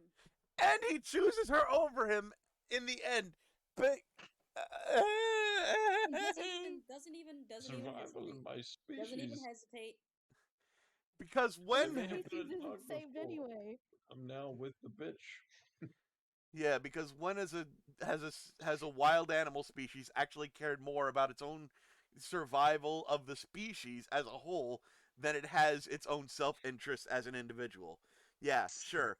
My dog really did care that it never got to knock up a bitch, as opposed to, oh no, it lived a perfectly happy life because I loved it, fed it, cared for it, took care of all of its needs, and I know it had a happy life. No, it was still unsatisfied because it never got to Wait. knock up a bitch. Wait. Mhm. You said had? This makes me concerned. What happened to your? Maybe I should stop while I'm ahead. well, hypothetically, I lost this dog to a bitch Okay. dog who showed up one day. She was all white and pretty and feminine, and she stole his ass away. Eyeshadow. Oh yeah, and the first time I Whole met her, she furs. was drugged to shit. Yeah.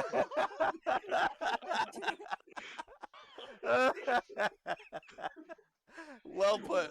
Well done. A nice little cherry on top of the shit sandwich. Cherries on sandwiches. Oh god. I'm mixing metaphors. What's the complexion of human skin? Oh god. Except It has properties of except human skin. human I bet that bitch sweats glitter. human But skin that's where it comes from. human skin dumped in glitter. Anyways, Ew. oh god. She sweats glitter. Yeah, sure. She spits glitter too. Is that what happens when we bleed? she sweats glitter We and bleed she glitter? oh dear I god. forgot. Girls don't poop. No. Oh my gosh, hold up. Yes, that was the title of the book. Everybody poops except girls. It's like that one video I saw where the girl said, "I just found out the other Oh, girl's poop," and she's crying. Okay. Now I'm remembering. Oh god, there was this fantastic commercial back in the day where it was like I forget entirely what it was for, but it was this one girl going through her day like holding in all of her farts and belches and everything to be a proper girl, and then she gets home, checks Oh, to be no. sure that she's alone, then goes into the shower and does nothing but fart and belch for like 10 minutes, the hardest she possibly can. And it was some commercial I completely forget, but it's always in my brain, just stuck there. The So Okay, librarian, she's and alone. it's just a tiny nitpick, but coming up in this scene, if you look in the crowds of all the dragons, you'll notice a bunch that just aren't flapping, or Oh yeah, they're I just know. like levitating straight up, I saw or that. the ships don't hang the right way. They're still at like 90 degrees to the dragon, even though they're flying straight up. Hey I guys, didn't look, see it's a it. Minecraft chunk error. Ah yeah, yes. so two Let's things. let's talk about Minecraft Chunk Error Island. Oh no. So, if I could just start off with one little thing, there was a deleted scene that started off with slow pans around the island. We see all the characters' reactions, we see the new layout, we see the new landscape. Of course, they scrapped it because that would let us actually see things. No, we get Appreciate the skill. 2 second shots of wide scenes where we can't possibly see that this is a livable landscape. And they do the exact same thing when we see the hidden world. Mm-hmm. Yeah, it's entirely. Ooh, this place is mysterious and awesome in the literal sense. It generates awe, and that's got to be enough, apparently. Look at that! Look at that monstrous nightmare with the pink wings and green axe. Yeah, I the see pink that axe. too. I love that. Hmm. Oh my god! It actually looks better than everything else. Oh god. So one thing I just realized, like, if Grimmel is right and they are making their decision based on like what direction Furies can actually survive in or whatever, how do they have any idea that that's where the hidden world is? Well, shouldn't they be making their decision based on like what the legends say the approximate direction of the place is, rather than oh, this is the only place or dragons can survive in. Yeah, well, that's the problem because they're operating on two different tracks of logic, but the movie's pretending they're the same thing. Hiccup is looking for the hidden world. Grimmel is operating based on tracking how a Night Fury can fly, while ignoring that he's not chasing a Night Fury, he's chasing about 2,000 other dragons, which would not be operating purely on Night Fury logic. Yeah. So Yeah, they would be going they even can only slower. fly as fast as the slowest dragon. They can Yeah. only live in ranges all the dragons can live in. What a Night Fury can or cannot do does not matter compared to the lowest common denominator. So neither of these two tracks of logic makes sense. So it's only pure luck that Grimmel winds up going in the same direction. Yeah, and completely. he even lampshades that. He literally said they'll go where the Night Fury goes or something like that. Maybe I'm missing something. I swear to God, he said they'll follow him wherever he goes or whatever. Yeah, something Except along that they effect. can't follow him if he's going somewhere where they can't go. Yeah. Where they can't survive. Every dragon species has their own needs and limits and capabilities. Yeah, God, so much wrong with this movie. My goodness. So they're just gonna bring aquatic dragons wherever they go. Yeah, it's like, oh yeah, right. What happened to the sea shockers and the one Scaldron we saw in the water tower? What about the thunder drums? Or the whispering deaths. Or thank God nobody has any speed stinger pets. Oh yeah. What about the Flightmare? My God. The Flightmare needs a specific stream of water. For those of you again who are listening and are not massive How to Train Your Dragon fans, we're naming all the other types of dragons that were introduced in the series outside of the movies and such, because they made. Well, they. I mean, yes, can't survive in the hidden world. Yeah, there's a privated video where this person literally goes over how they think which dragons will be fine, which one would instantly die due to the conditions of the hidden world, which ones be predated to death. Well, we haven't even gotten there yet. We're still talking about Minecraft Chunk Error Island, and ahead of ourselves. We go off on tangents a lot. We do, but I mean, it's hard to hold ourselves back, honestly. It's a given. It's really hard to not talk about certain things. So let's continue on then. Let's unpause and let's continue real quick, because we're nearing the end of episode 3, as we go.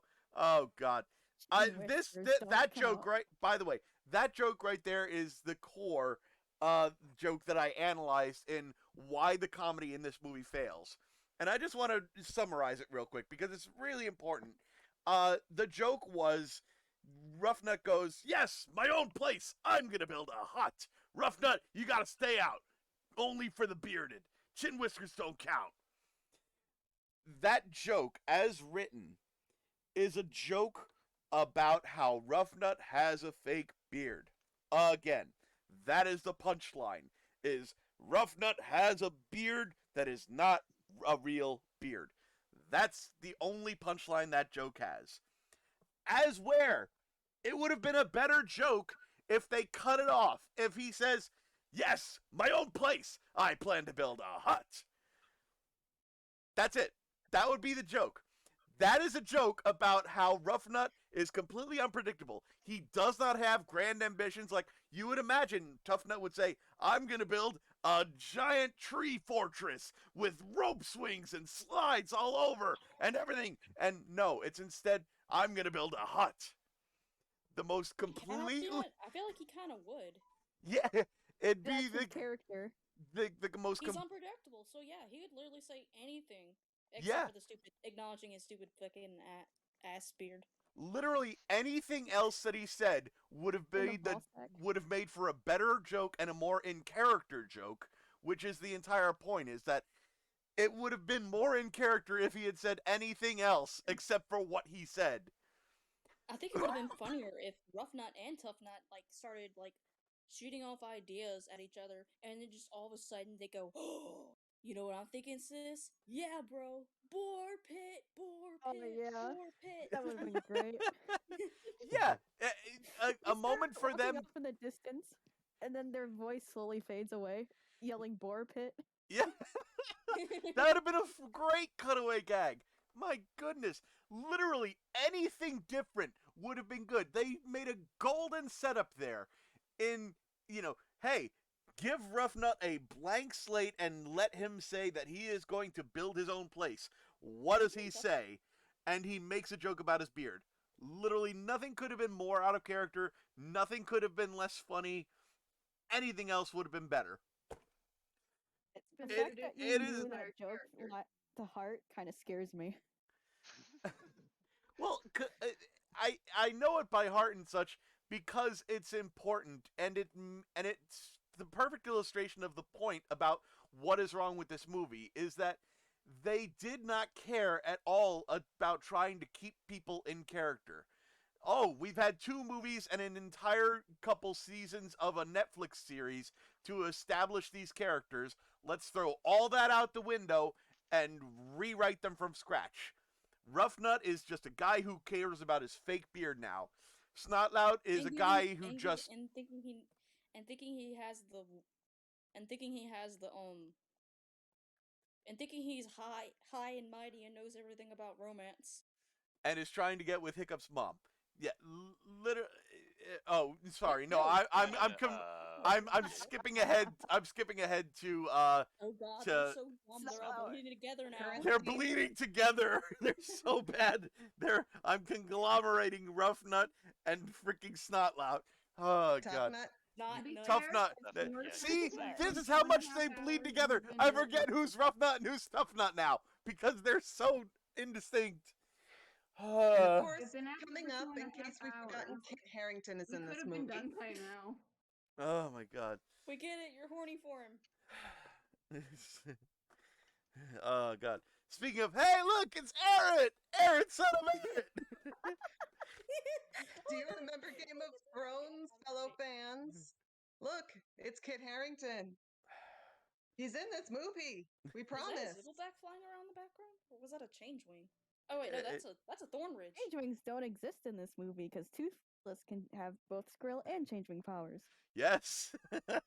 I was waiting for that to come up so I could comment on it, but I'm Jesus. Humans. I'm looking at the background props now. Oh.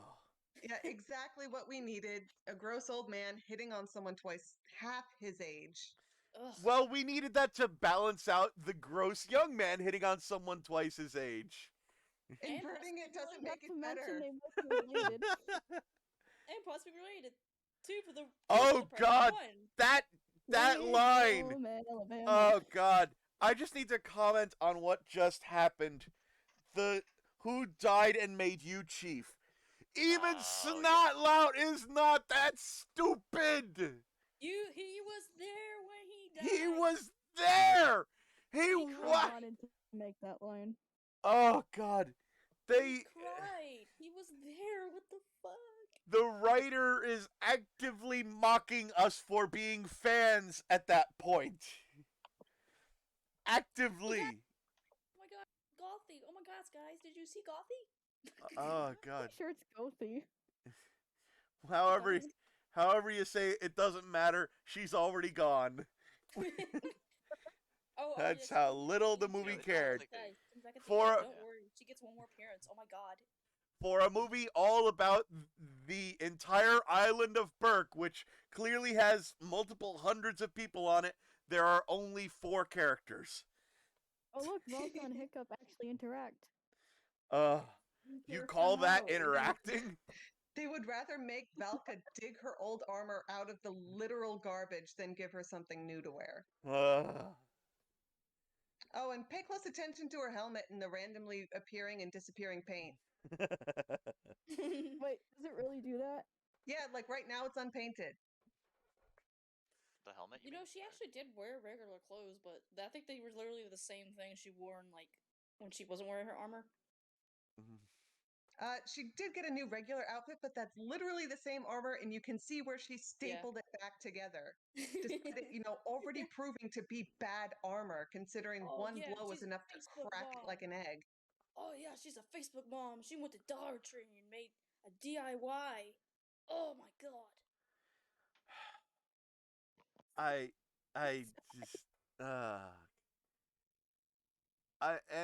just to go around, just to comment real quick, this is such an unmemorable scene that we literally, even I don't remember the dialogue that's happening right now. It is that all I see is lips moving. Yeah.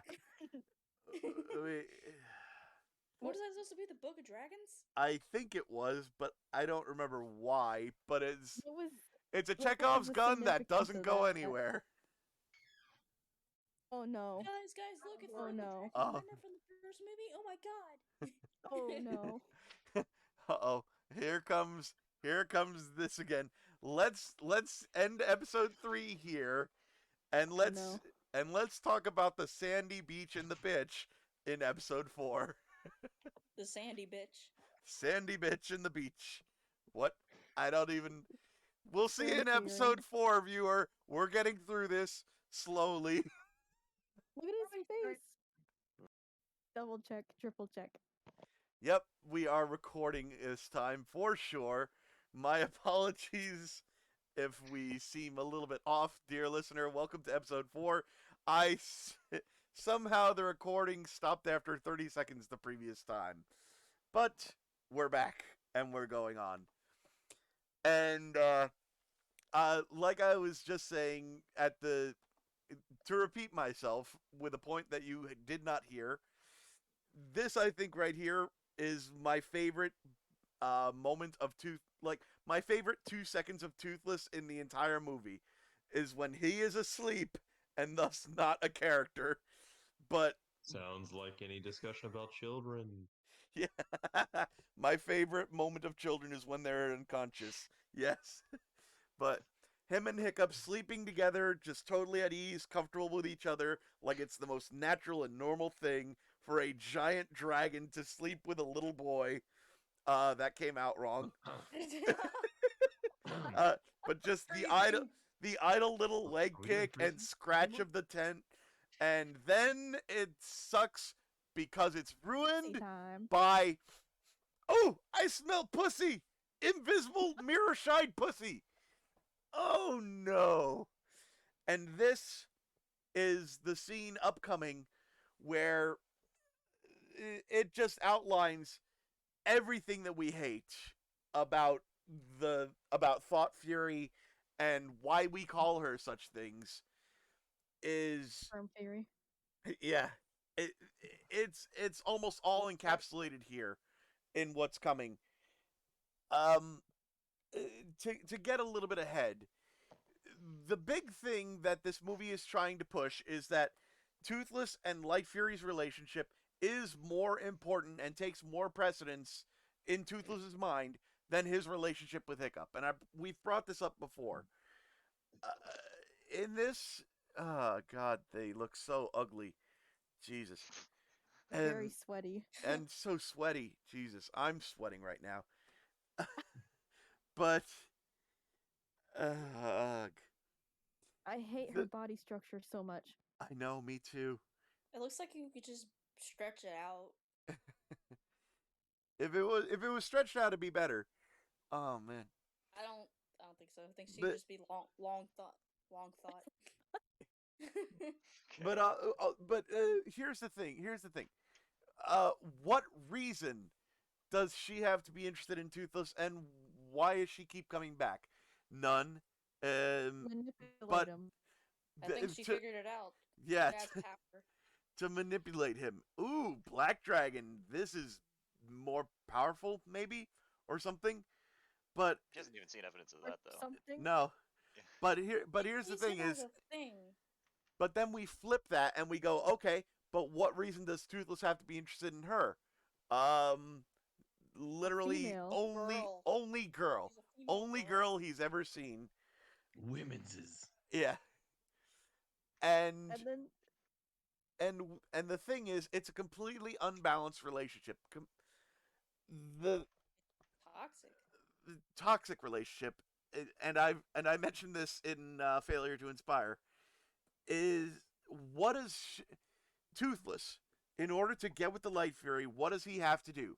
Well, he's got to win her over, and then he also has to give up on his relationship with Hiccup, and give up on being the alpha of Burke, and all give up on his home. Everything, he gives so much.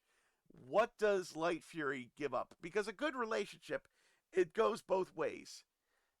Both parties have to either make sacrifices or come together to meet in the middle somewhere. What does she give up? Well, nothing. She attacks Hiccup twice for no reason.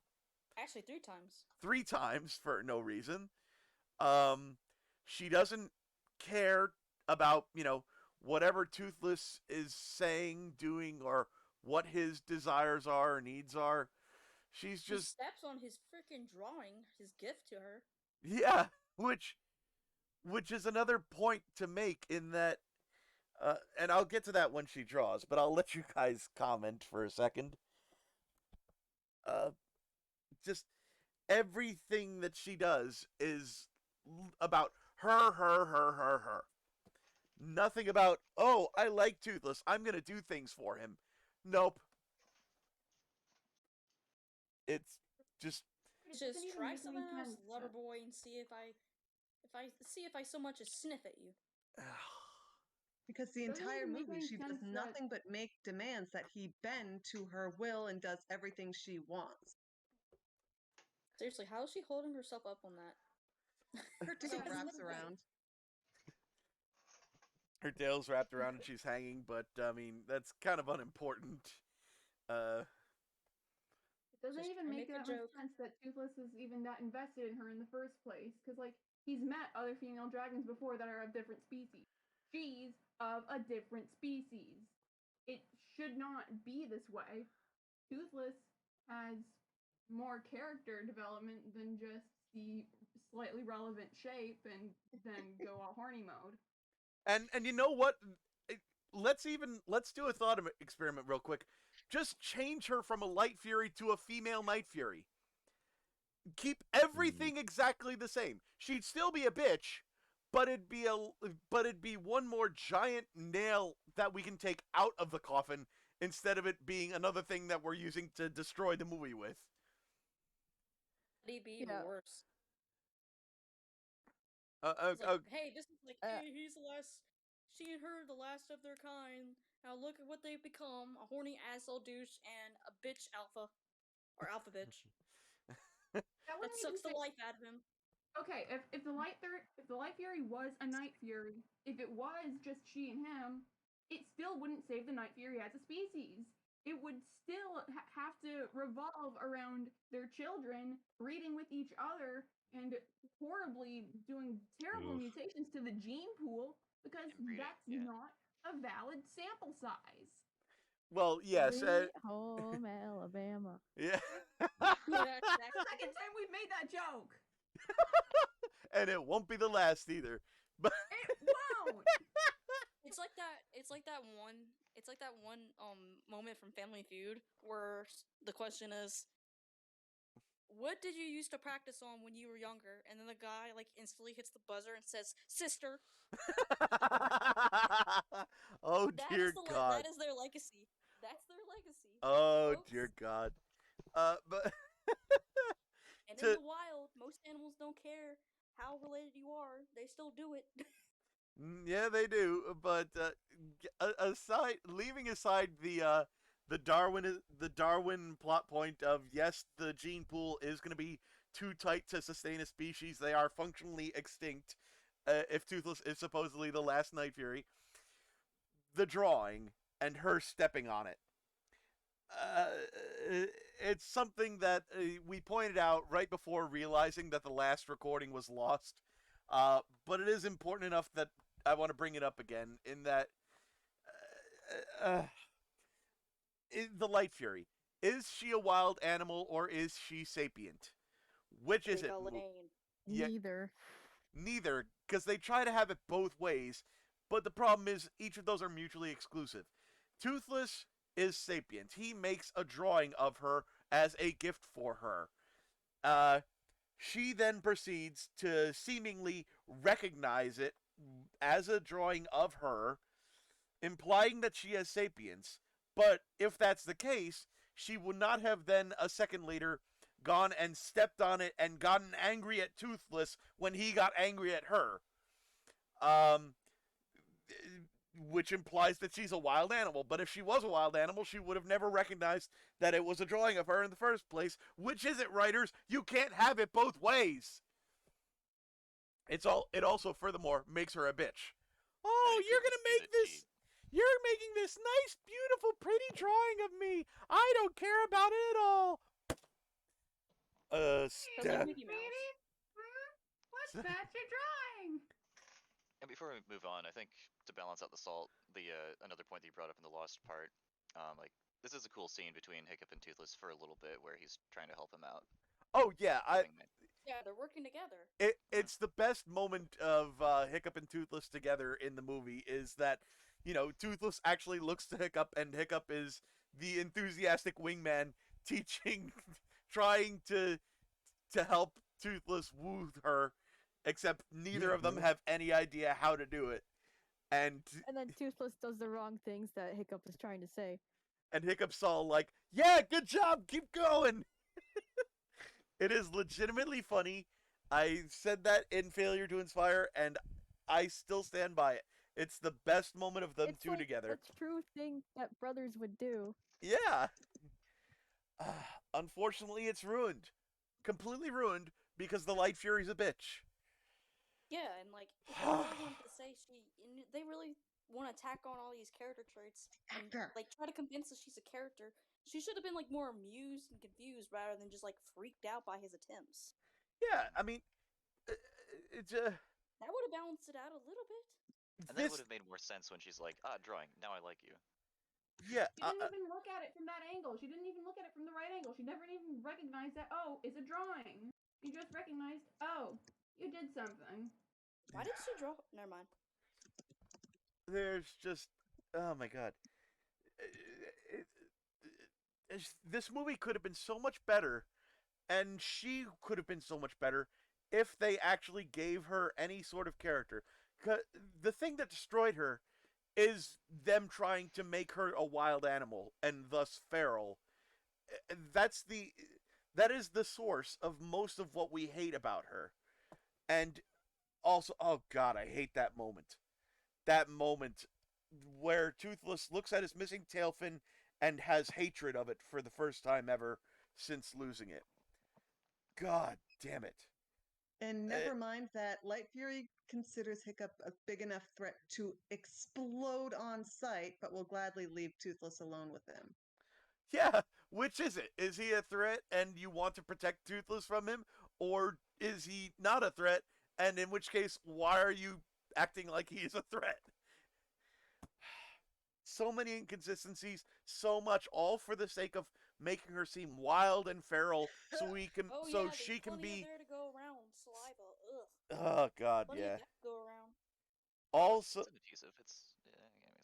Also, that Light Fury can be the call of the wild for Toothless. Ugh. And look at this. Hiccup cared so much about him that he rebuilt an auto tail for him and painted it to make it look more natural. And he still doesn't care. Nope. He did for a second when he went. For a brief second. It's the 1 second that we. He was gone. Yeah. He was gone. Yeah. It's the one moment that we see actual Toothless show up in this movie. Is in about 10 seconds from now. And that's it. It's the only time we actually see what I consider to be Toothless in the movie. We missed the part where they like completely made the whole what was it called again? Gift of the Night Fury irrelevant in 2 lines. They spat on that. Oh my god, they spat on the best thing in the entire franchise for oh god, just to justify this plot. They spat on it completely. Just took it out back behind the woodshed, put both shotgun barrels into the back of its head, and then buried it. for the sake of making this plot work. Yeah, like okay, this is where they establish. Right there, by the way, right there. By sundown. Yeah. And that right there is the one moment we see actual Toothless show up, where he goes, "Wait a second, Hiccup." And then he gallivants off. Yep. And Hiccup goes, "Go on, you can go." And Toothless goes, "Okay," and he's just right back to being horny dog. I'm gonna go fuck my girlfriend. A better way After, to have written this scene would be basically like Toothless being excited, but at the same time he grows more and more concerned. And once they finally finish it, he's looking like rather like I guess I guess a bit somber, like a bit unsure. And then he lets Hiccup put it on. He's watching him very carefully, and then once he fits him, he looks at him very deeply. If they're looking for ships, why are they flying so low they can hit a ship? I don't know. And why is he in the quadcopter right now? You know what? I'm going to pause real quick. Because we need to go back and elaborate on what we mean by they took the Gift of the Night Fury behind the woodshed and double barrel shotgunned it in the back of the head. We need to explain. When Astrid says when Hiccup is making the new auto tail fin, you did this for him before, he rejected it. Well, Hiccup responds, well, he never had a reason not to reject it before. Now he does. The Light Fury. Except that's not exactly what happened. He completely destroyed. He didn't just reject it. He destroyed it. Like he hated it. Like he hated the idea of not flying with Hiccup. Yeah. And then he pulled out the original saddle. The one that Hiccup can control. He wanted to fly with him, like they're a team. He wanted to be a team with Hiccup. Both of their handicaps come together to be something amazing. Which is absolutely what made Hiccup and Toothless such a great combination to begin with, and why we fell in love with them as a duo. And it's just, oh god, it's why him looking at his missing tail fin and hating it for the first time literally made me shudder when I saw that in theaters, because it's like, that is not how Toothless thinks about his missing tail fin. He thinks about his missing tail fin as a good thing, because it is what has enabled him and Hiccup to become so close as to literally become like near brother levels of intimate with each other because of that missing tail fin. If he could say, and I literally, this is where I will bring up my favorite thing I've ever written in the How to Train Your Dragon fic, is a fic I wrote called Stupid Tailfin. It's one chapter long, but that's all it needed to be. Was if Toothless could talk to Hiccup after about what makes him him, it would be the missing tailfin. I would give it up a million times over. I would ask you to cut it off if it ever grew back, because I want you to have a hand in flying with me. I do not want you to be cargo. You are not a rider. You fly with me. That is what Toothless thinks about Hiccup. And yet, the auto tailfin comes back, and Toothless is excited for it this time, despite what it means, and hates his missing tailfin. Yeah. Just because he can't get pussy. Just because he can't get pussy. All for the sake of pussy. Now, to be fair, I think like the auto tail could work. There is a couple of fics I've read where Hiccup makes a version that like he can enable fly by yourself mode or we fly together mode, depending on whether like Toothless needs to be able to be autonomous to survive in that scenario. Yeah, and they made that for How to Train Your Dragon 2. That was exactly what How to Train Your Dragon 2's tail was. Well, not exactly. It locked into position in that. But yeah. Well, what's the difference? It's a work in progress of exactly that. The final evolution of that would be, hey, I can switch to Hiccup is in control mode or Toothless is in control mode. That's exactly what the second one was. This movie spits on so much, and I just wanted to mention that because I can't let it go uncommented on, because it means so much. It's this movie. I mean, hate doesn't come from nothing. And the reason we all hate this so much is because we love the rest of the franchise so much. It means to us more than just a bunch of pictures and words being fed to us. We don't just turn our brains off. It actually means something to us. It always has. Yeah. It's a safe place for a lot of people.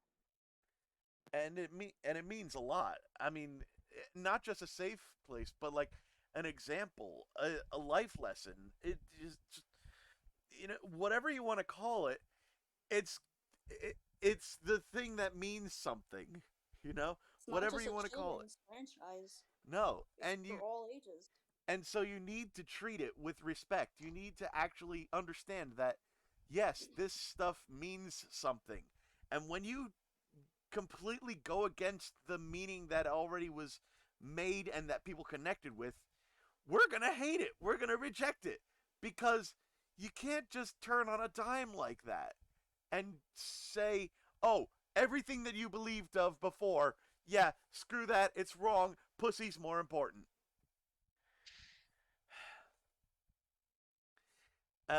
So anyways, here comes Hey guys, it's Cloudjumper and Valka. Guys, look! Woo! Cloudjumper and Valka! Yay! The one chance they had to show Valka as a competent character, as a competent dragon rider, and what does she do? She runs away. He's not strong enough. Oh, and this is also the first opportunity Grimmel had to follow a rider back to their obvious secret base. Oh yeah, I never noticed that. You're right. Why didn't he just follow Valka right there? You know, remember how good Grimmel, the hunter, this was? Who wants to toy with this that play? track prey. Guys, the deleted scene of this is just so much better. Yeah. Oh yeah. Whoever posted that was. Yeah. Also the one storyboard of like finding the night or the Light Fury in the cage on the ship. That was great. Oh yeah, because the final one that they chose, this looks like they took the basic concept of that and chopped out all the good substance that it brought with it, and this is all we have left. It's just like a pseudo feel-good moment of two so-called lovers coming together just because they're animals and they belong together. Ugh. Rather than like a beautifully choreographed flying sequence that actually Yeah, they belong the together. movements are at least smooth. They belong together unless you think about it for more than 2 seconds. Yeah. Just don't think too hard about it. Just watch the pretty colors. Ooh, look at all the purples and the lightning and ooh. And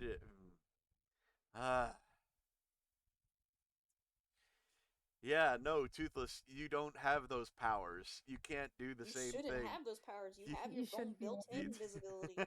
You're a different species. You're a different species. You're not going to be able to turn invisible. You should, and yet, through You sheer. don't even need to. You're already black as shit. And yet, yeah, right? There he goes. He's invisible now. He has changeling powers now, and Skrill powers because he did it in lightning. And also why? That never comes back. And also, do y'all realize that she basically never comes into any fruition, and then freaking kidnaps him? Yeah, basically. And then he just forgets. Man. Oh Jesus! He has no autonomy.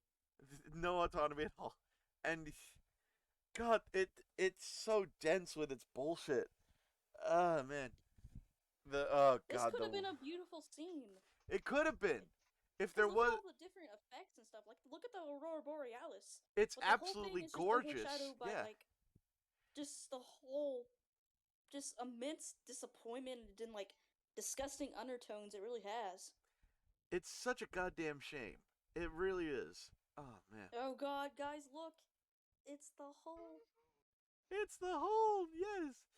Toothless is dead after this. Baby. Yeah, babe. Yeah, it's my place. I'm taking you down, baby. Here we go. Woo! Oh, whoa, hold up. It's like a siren in a way. Oh no. The Greek myth. I'm getting flashbacks. Oh boy. Oh God. Yeah, she really does just kidnap him at that point. It's like, oh, you want to see the hidden world? Fine, here we go. Grab, yoink, down we go, bitch. Oh man. Okay, that is either a really big Guys, chicken it's- or an it's entire ham. Aaron, it's Aaron. It's Aaron, everybody! Okay, It's someone Aaron got my again! He's great! Aaron. And then I he's got gone. my word. Oh, I said I God. wasn't gonna do it again. Now I've been doing it. I twice never and made it's such just- promises. Wait, did Gobber just spit out his tooth? He's... They did it in the first movie. Yeah, they did. Fake tooth. That's never been a problem. Gobber's He always used the been kind of... rock as a tooth. Yeah, he's always been that way. Yeah. He's got the first. He got the prototype of false I teeth. hate the gag of the Once again, those goblins or whatever they're hobgobblers called. setting up a gag for the ending, which doesn't pay off anywhere near as powerful as they think it will. Guys, it's a gaggle of plushes. Oh no, it's Tough Nut. It's not as egregious as the fake beard joke. You know what? That reaction right there sums up everything that they fucked up. Oh no, it's Tough Nut again. That reaction is is the most damning proof we could say about this movie. Is like, oh no, it's this character again that we used to love but now we hate. That's bad. Well, I mean, the characters wouldn't have been too excited about the chief trickster coming around either, probably, but It's maybe. really I don't know. impressive though how they could make us just hate a character like that. Yeah, as the audience. A character that I was generally ambivalent towards. I just don't. Tough Nut is Yeah, actually my Is it favorite just me or character does in Puppy Race to Jumper the Edge. keep changing Freeze sizes? Comedy. Oh, Oh, here it comes, here it comes. Oh, oh Morphle Bottom. Okay, watch the glass. No needle. Needle in the case. He put it the wrong way in. Yeah, you're right. There was no hole at the bottom of the It's gonna vial. spill everywhere. That's a good. That's Oh, a good and needle. here comes hair. Why did he jump off? I is he- do not know. There's Because- no reason There's for it. literally no reason to do that other than, wee, new toys. Besides, he's missing a Hashtag leg that would have podcast shattered reflects. his only good leg. Why do they keep cutting back and forth between Grimmel and the main cast so often? It's so awful. And why are they trying to catch him anyway? All they had to do was fly over the top and fire down the barrel. He's a sitting duck. Yeah. Hey, Wait, how is about? Aaron wearing... Oh, I just realized that Aaron actually has his own armor. I just noticed that. Oh yeah, it has a wingsuit too, but they completely leave him out of the everybody wingsuits in scene. They did. Oh my god. Oh man, just so many shortchanged characters in this. How did they? Oh my goodness, They're It's- not it's even a s- trying. it's astonishing. They Like, what shortchange. are they even trying to do? They shortchange everybody in an attempt to build up precisely 3 characters: Toothless, Hiccup, and Astrid, I think. And they Oh, don't. and Lightyear. And they don't do it. And they don't bother to do it. And how did he have the time and materials to set this up? Yeah, why does he have He's to do that? Batman, clearly. He is the Viking era Batman. He just happened to have a secret base on the way to their. Yeah, okay. Oh yeah, good point. Yeah. This is not his former base of operations. This is the base of operations he has improved halfway between following Burke and where they ended up. Oh my god. And he knew that they were going to come back for him? Oh god. I never understood the meaning of the scene. You could take it out and the movie would have been better. Yeah, you really Well, it could have. wouldn't have changed anything, at least. But... Yeah. Well, it would have made the movie shorter, which would have made it better. Oh, wait a minute. No, hold. There is a reason for this to exist. So Roughneck can get Yeah, captured. Roughnut. Oh yeah, That's- Roughnut that's needs right, to yeah, get yeah. captured. That's Yeah. in the grand scheme of things Roughneck the only literally, reason like, this scene says, "Fuck you" exists. to his sister. And more He would never monologue do. from Grimmel. And isn't this Oh, the yeah. speech Grimmel gives that proves exactly why they should not stop doing what they're doing? Yeah, it is, because Grimmel just admitted your message is spreading, your poisonous message of dragons as people. Psh, that cannot Well, continue. Friendship. And then the dragons respond to his freaking whistle. Yep. And if you looked really closely in that scene, all these giant magical harpoons are piercing directly into bone. How is this drugging them? Phlebotinum. I don't like nitpicking phlebotomy that way because I prefer to like focus on the storytelling issues and character issues more so. It is But a storytelling issue. We hate everything about this movie. Yeah, we do hate everything about this movie, but yeah. Death Grippers wouldn't be what they are without the phlebotom, and Toothless and Life Fairy wouldn't be drugged, and Life Fairy wouldn't be drugged without the phlebotom. So it's a plot device, but it's kind of part of the story. Yeah. It's a bad part of the story. It's inconsistent. Yeah. Also, where were the dragons before? Come on, you. Yeah, where's B&B? Where's Meatloaf? Where the like? Oh, I don't care. Why didn't they immediately try and break off the roof the second it fell down? Yeah, it was so they had to wait for Valka to get all the way up there, reach her staff through, and swing it before they attempted to rescue. And only now the gore cutter comes in and knocks down the building, which should have been move one. Dead. That should have killed Grimmel. And why is Grimmel only just now leaving after the tower has been on fire for how long exactly? God damn this movie and it's Okay, so they forgot Roughnut the whole way here. Yeah. we don't even know can't be rode alone. They realize she's gone and immediately forget her again. Even the dragons didn't care. But that's the real reason. She's not a character anymore. Yeah. And the thing is, this is such an easy joke to fix too. Oh my god. I have to pause again because I wrote this out in the additional chapter for Failure to Inspire, whereby, oh god, it's like literally anything he said other than that would have been better. I feel like how Roughnut is every day. Dumb. No, that is not what you would have said. The entire point of Tough Nut Rough Nut are that they have their own unique logic and they cannot be followed by anyone else. If you could have easily made it, oh, I thought you told her to stay behind as like a spy or something. No, why would I do that?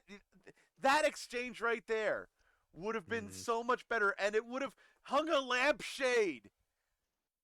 Or imagine if they were two. Imagine if they couldn't. Imagine, okay. I guess this would completely. Or maybe in the fray they couldn't save her in time. That just there's no time because they would have been killed or something, and they couldn't get her. That I don't know. Yeah, making an obvious Like, oh my god, yeah. just an afterthought. If one of them noticed, like, you know, as they were fleeing, they noticed, wait, Rough Nut's there. Rough Nut is still over there. And Tough Nut goes, she'll be fine. We need to go. That would have given agency. That would have been fine. And then some emotional weight. And some emotional weight too. Some drama. Oh my god, drama was vastly missing in this. Yeah. And even if they did leave her behind and they saw she wasn't in the cage, the Death Grippers are in the cage. They're the only things that could get them while they're on dragons. Why do they need to run? I mean, I suppose they alerted the entire fleet of ships by making such a big mess, but... Well, the entire fleet of ships that's at anchor and not underway they would have catapults. Like and catapults and stuff. So it's dark. I mean, yeah, okay. let's put it this way. There are other bigger issues that we can nitpick besides why did they have to run away when... Yeah. There are other bigger issues here, such as upcoming ones here as I unpause. Oh, man. Like the village turning on Hiccup, like, oh, you couldn't capture him? What? Dude, this was our first try. It was a team effort. Yeah. How about not pinning all of this on the guy with one leg? Wait a minute, there were a bunch of scratches on Valka's armor before, and now they're gone. Yep. After the fight. Not to mention, this is the only time the village is upset about something. And the only time that Valka actually says anything by going, "Hey, Astrid, you should go give him a pep talk. He's clearly down." Okay. And then Astrid goes and does her thing. So keep in mind, going to look for Toothless was entirely her idea. Oh, yes, it was. And oh god, it's coming. Oh, here comes the... Oh no. I think we now know where the Oh thought wait, no, not yet. We got one. one scene first before we get to the awfulness. So, I mean, it's all awful, but well, actually, this scene is kind of my favorite of the movie. In just Rough Nut, annoying Being annoying Rough Nut. Grimmel into submission, because that's actually Rough Nut as a character. That is her being herself right there. I love she does this. it in the stupidest way possible because she immediately leads him back afterwards. But Well, yes, but How great would it have been if this was all a ploy and she led the fleet into a whirlpool or something? Oh, that would have been fantastic. Oh my goodness, yes. But her escape plan is great. But then, once she escapes, is the most moronic thing. She is Burke's biggest moron. But her escape plan was funny and good. Yeah. That. But the weird thing is, it seems like she knows what she's doing, and then she just leads the whole. I do like the Scuttle Claw. I know. I love that Scuttle Claw reaction of, I don't like this. I'm backing away into the shadows. That was great. It sucks so much that even the best things in this movie have to be capped off with cherries of shit.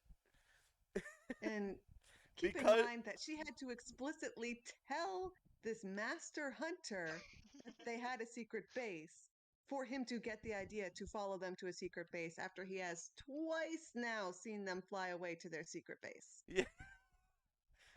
Grimmel is such an idiot. Oh, Jesus. Oh, my goodness. He is absolutely the most overrated villain, and God, I can't believe there are people. I can't believe there are people out there who say he's better than Drago. He's not. He's the same. Worse. He is the worst. Drago was actually intimidating. Yeah, and he actually had agency and motivations and such, and he had and to made back up his reputation. And he had a giant badass bewilderbeast that could control other dragons. But oh no. Oh no. How long have they been searching? And how did they just stumble across it? I don't. It's just a magical plot-bearing homing device. Hey, let's go. They left at dawn. This may be midday, and by the time they get back, it's like sunset. So Hiccup has not slept at all since third date. Nope. Guys, I know where the Light Fairy gives their kill on sight from. She gets it from everyone else in the hidden world. Well, here we go. Episode break. It's time for a pause. Oh no. We're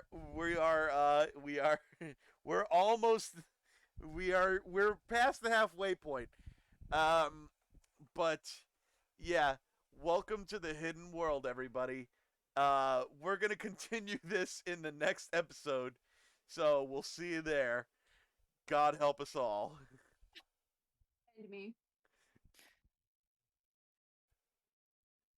We are recording once again for sure this time. Sure. You can hear the exasperation in my voice, listeners.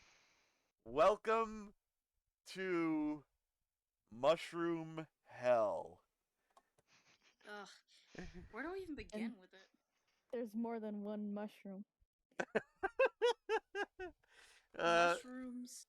The mushrooms. Even the water is toxic. The water is the radioactive blue glowing water. Oh man. This place, this giant. It looks like a fever dream. It does. It looks like an acid trip of dragons. If this was above ground and in a volcano, that would be kind of cool. It makes sense, right? Yeah, it would, and it would be much better. But I mean, What if it was just a massive caldera with lava tube, lava right tubes? now, though. As it is right now, it is underneath the ocean, which means that the pressure under there will be immense. Too immense for anything with such rigid skeletal structures to maintain their shape. They should be exploding right now. Have you ever brought a blobfish above ocean level? They look You know what depressed. happens to a blobfish like, above ocean Well, level? to be Explodes. to be fair, that is if it were actually in the water, but this is an air pocket underwater. But also that makes it more stupid because this as a cavern would be unsustainable. Also, where is the light Should be underwater? Why are things anyway? There's just so many problems with this thing, but the most problematic of all is that this is a place where the dragons are trapped. This is the I will admit it is beautiful to look at. All that glowy shit, all that wonder, mystique, magic, it looked pretty. It was absolutely pretty. It was gorgeous. It looked wonderful. The problem is, whoa, Timberjack. the problem is the subtext of it. It is entirely. Where does Stormfly go? She just goes away for a while. She just spawned. Poof. Yeah. She alt tabbed. Yeah, I'll tap for a moment. Yeah, and plus, also guys, FYI, did you know like giant crystals like that exist in real life, and the thing that supposedly this takes place in, that's lack of oxygen. They should be suffocating. Oh. The air should be All those toxic mushrooms, All of mushrooms it- are decomposers. Well, whatever is especially down giant there, ones. whatever needs to be decomposed down there that is that big, obviously didn't survive down there. Well, again, we're getting into the nitpicks of actual science of why the hidden world is awful and wouldn't work. But Wildebeest, right there. the Dragos Bewildebeest Oh my cameo, God, look, yep. he's king, guys. Yep. Oh yeah, now that's a king, except that he's not, because why would he be king? He's only been there for a few hours at most. Or a few days. No, less than a day. Was why he gone is for 3 days? why is he No, king? it's literally been a day. Why is he king? Why does he know how to mating dance now? How did he learn so much in the span of a few hours? And how did he win over every single wild dragon here in the span of a few hours? Except for, oh, he's the legendary Night Fury species, which makes it a what you are, not a who you are story, which is absolutely awful. Yeah, look at Hiccup. He looks so heartbroken. Oh my god, he's so heartbroken. And it's just, my god, it's so much dense bullshit again. We're halfway through complaining about one thing, and another thing pops up to go, hey, remember me? I'm shit too. Oh god. Oh man. Yeah, and then they all just start attacking for no freaking reason. Yeah. Oh man. And let's not listen to Toothless as he's trying to say, no, back off, even though he's our king. We're going to keep attacking in defiance of him anyways. Does Toothless even try to tell him to back? And Oh, yeah. then he nothing has to show that he's an Toothless alpha. at the end of this has the audacity to be mad at Hiccup for being worried. Oh my god. Toothless looks so pissed off at Hiccup. Because he told Toothless to come back Hey, because look! there's a psychopathic dragon murderer after him specifically. Stormfly alt And then tab Hiccup back looks in. like he's about to cry. Out of And nowhere, this Stormfly's is just flashback number 2. Oh god. Okay, I'm gonna pause there so we can talk about the hidden world for, because there's still so much to talk about the hidden world. Oh my goodness. Aside from the subtext that comes in later, whereby it is a glowy giant cage, there is not enough food, things there would be unsustainable, but also then how and why is Toothless king, and why is nobody listening to him if he supposedly is king, even though this was just his coronation thingy that they witnessed, and how does he know what... God, I could just go on and on and on and on. Somebody else take over for me, please, my voice. Why was there even a coronation in the first place if apparently dragons aren't sapient? They're wild animals. They don't know what coronation How do you know is. the society of their land, or world, or whatever you want to call it, whole, if he's only been there for like a diminutive amount of time? How does he understand enough autonomy to rise the ranks and usurp whatever throne they had, or depose it? Mm-hmm. Yeah, like the way he became the alpha in the previous movie was he defeated the other alpha who like naturally had a mind controlling ability or something. Yeah. And Alpha then Now. does not the equal rest of king. Burke helped out too. Toothless. It wasn't just Toothless. Yeah. Yeah. He learned to respect him enough to see him as a leader. Here, he just got it because of perks. I don't know. Because he's with the Light Fury. Oh, wait, maybe the reason the yeah, Light Fury is such a one douche is Light because... Fury out of probably hundreds. No, maybe, like, the reason the Light Fury is such a douche is because, like, she is actually the, now next in line or something. Light Fury, Dragon Oh, Princess, entitled bitch. I kind of like that, actually. Oh, man, but... Oh, Jesus. But, I mean, even... But then we also saw, I mean, we saw Dragos Bewildebeest made a cameo, and there were other Light Furies in there as well. And I didn't elaborate in Failure to Inspire why that sucks, but it sucks so much because... So Toothless... It does not save Toothless's species. Yeah, it's like, oh, you're going to say that Light Furies and Night Furies are not the same species, and that Toothless is the last of his kind, and yet you're going to take this you're going to, because the thing is, what we all have wanted, let's just be completely blunt. The biggest Chekhov's gun and the biggest desire that we as fans of the series had from the very first movie was, we want to see other Night Furies. We want other Night Furies. And set up for other Night Furies for the entirety of the rest of the franchise. Yeah. Even the And instead, they gave us another Night Fury. Yeah. And instead, they gave us Light Furies. The oh, big my slap God. in the fucking face the to were us they as thinking? fans. Yeah. And the introduction of the Light Furies as a species matters so little, they can't even dignify more of them with more screen time, or even think about how it matters to Toothless to have more of his own kind to be with, like all the other species do. No, the only one that matters is the one that's his love interest. And that's it. I mean, let me just, just put other Night Fury cameos in the Hidden World. It's not, what a difference that would have made.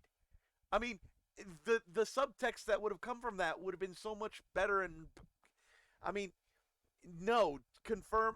Yeah, okay. Oh man, to go through it. Okay, Astrid and Hiccup don't notice the other Night Furies in the Hidden World for some reason, but we as viewers do. That would be great fan service to us as viewers to get confirmation that, oh no, he's not the last Night Fury. Yes, the species is going to survive intact as it is. All Black Night Furies, good shit. Hiccup doesn't know it, but that's okay, he doesn't need to. Because Toothless has a mate, which is important for some reason, but Hiccup doesn't need to know the Night Fury race is going to survive, but it will survive. That alone would have been great, but also would have been great fan service just for us to see them. But instead, you know what would have been a better, you know what would have been a bigger fuck you if the Light Furies were the reason why Night Furies were gone. Like, imagine if the reason why there's no Night Furies in the world is because somehow Light Furies outcompeted them or they assimilated them into their gene pool. Oh god, that would That's suck. how easy they are to capture. That Grimmel says it's his favorite bait. They can't defend themselves with anything. Oh my god. So Wait, much. Why is Dragos Bewildebeest Imagine a if bad they thing, though? assimilated them all, though, into their gene pool. I don't know why Dragos Bewildebeest is there. They wanted to make him cameo, so he did. Like you said, he has nothing to the plot. He's shrunken. He's okay. He is smaller. Yeah. And now he's shrunken. I mean, I made a point about this in Failure to Inspire about, I have a theory as to why he's there, but it doesn't help much because it's a theory that is only a theory. It's a theory. Yeah, and there's no way to confirm it. So, yay. That's just a theory. A film there's no theory. Context clues, there's no hints, there's no implications, there's no flashbacks, there's nothing. No paper trail. He's just no strings there. attached. I Or mean, just like, boom, you better accept. yeah, you know what? If my theory is correct, and that's why he cameoed in the Hidden World, was to imply that that's how Toothless got to become king, was because the Dragos Bewildebeest noticed him, recognized him, and yielded the throne. You could have shown that, actually, within like 5 seconds. Have the first moments that we see Toothless in the Hidden World be with the Bewildebeest bowing to him when he first shows up, and that's it. The other dragons aren't coronating him yet. They just see the Bewildebeest bow. They go, "What?" And all of a sudden are coronating Toothless now. That would have done it. That would have been it. But they. Convoluted as shit, but it would have made more sense. It would have made a lot more sense. It still would have been shit, absolutely, but at least it would have made sense. Instead of just, hey, Dragos Bewildebeest is here for no reason. Anyways, I'm going to unpause because we've been pausing so much. Toothless went to someone. Oh, God. Flashback to not stoic. Hashtag. Not my stoic. Hashtag not my dragons. Hashtag not my franchise. Hashtag yes. That is accurate. Hashtag fuck THW. Oh my god. I forget what I actually hashtagged when I first tweeted about this movie, but it was nothing pretty. I remember that much. Hashtag your tweets. I What? just throw them to the wind and hope God finds them. I don't hashtag often, but when I do, I prefer to hashtag those. I don't know where I'm going with this. Wait. So wax on, wax off. Okay, here you go. I forget what was being said in this flashback. It means so little. Yeah, I have no idea what's going on. Is it about like That pretending you're right or unimportant. something? I think this Isn't he- was this flashback was right after Valka was, or Stoic was remembering Valka for something. Mhm. Whatever the case, it doesn't matter. Oh, hey, It I think didn't I do know. anything. But With oh pain boy. comes lost or something. Oh yeah. Oh That's yeah, right. when you love Mm, something, yeah. you give it up or something like that. Or Well, you'll have to learn to lose it at the point. yeah, which is a bullshit lesson completely. Um, I mean, I don't have a B. It's just a bullshit lesson. Well, I mean, It's technically, it is Teach true your to an kids, extent. just Like, give up. what's true about it is that you will have pain when you lose it eventually, but it's not like you should let your. Why does It's not he look you like shouldn't that? give it up. Yeah. yeah. Oh god, this part. The lesson itself is okay, but like the way Hiccup applies it. Yeah, he applies it in the most dumb way possible. Completely misunderstanding the point of the lesson, whereby if you love something, there will be pain associated with that. Instead, no, if you love something, you need to give it up, which is the opposite of the lesson. Hold on to it as hard as you can, and then it'll be painful eventually. But no, yeah. Nope. You're supposed to give it up because you love it. No, that's not the lesson. If you love me, let me go. Oh man, just oh You god. know, I don't remember who said this, but like someone brought up the point somewhere that having those flashback scenes with Stoic robbed Valka of any actual character They moments. did, yeah, completely. Oh, they my did God. Walka really dirty. They They drug did- her through the mud. They and did shat on her. everybody dirty in this movie. Oh god. A single person they did clean. And didn't just Astra just yell at Hiccup about bothering Toothless when it was her idea? Mm. You gave him his freedom. What did you expect? And local dumbass flies directly into trap and sits perfectly still so she can get caught. And More at local 11. dumbass runs directly into trouble and sits perfectly still so he can get shot. And how did he get there? How did he keep up with Roughnut, who was on a dragon when he was on a ship, and and how did he have time right there to tie both of them up when Hiccup was? Whoa, Sorry, hold up. I- Oh my gosh, yeah, I never thought about that. Yeah, he had time. Giant-ass dragons. Yeah, Hiccup Yeah, has wait, to how did do you a like 30-yard dash, tic-tac and it? Grimble has time to tie up both dragons by himself. in that amount of time. Wait, I'm how did Roughnut get there? Roughnut got here on the back of the little baby dragon. She just landed as well. How She did just Preamble be landed. able to set all this up? And the entire fleet that was at anchor managed to weigh anchor, set sail, and then keep up. Keep up. Fleet makes And now makes less sense. and now we pan down the camera, and we'll see the fleet. And oh god, and oh, now the other dragons come out. Dragons do anything. Oh. Oh yeah, And then he's this is the point where a real leader would weigh what he wants with what he needs to do as a leader. The life of one versus the life of hundreds. Many. He chooses what he wants over what is good for everybody. Toothless is a He shit chooses the alpha. He literally managed to fail the trolley problem. Yep. The alpha protects them all. Sure does. By later ordering protects them his own into interests. cages. Ugh. and endangering them, children alike. Oh, Jesus. This Our alpha, y'all. This- King of Dragons. What a guy. And ending. keep in mind at the end there, the harpoon wasn't pointing at the dragons, and how are two death grippers keeping hundreds of dragons at bay? They would have started retaliating. This setup, this ending, this... God damn. Who Moving- thought this was a good idea? Who? And And by how the someone fuck are else that that many is- ships? How the See fuck? how they copy pasted them too. Like those gaps in between them, you can see It's like- exactly where they copy pasted. It's like this would have been a large number of ships All the right way to here. the horizon. Instead, it's like that is larger than a nation's army. What the?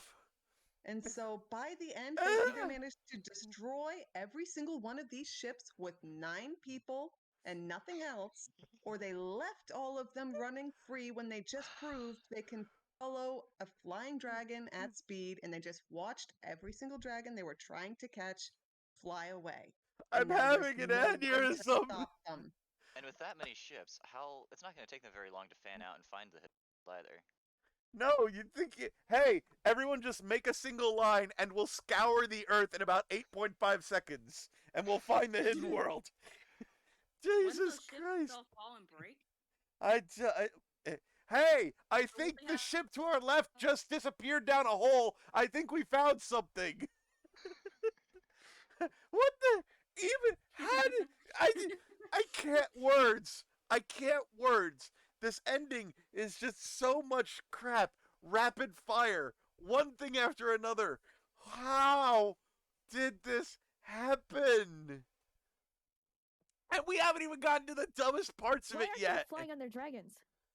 Ugh. Oh, Yeah, it's like, hey, the Grimmel only took Toothless and Light Fury. Stormfly, Meatlug, BB, Hookfang, Cloud Jumper, they're not just wild animals following Toothless because, oh, he's the alpha and they're following him. No, they know better. They're going to go to their riders and they're going to get on and they're going to go and fight the fucking... Yeah!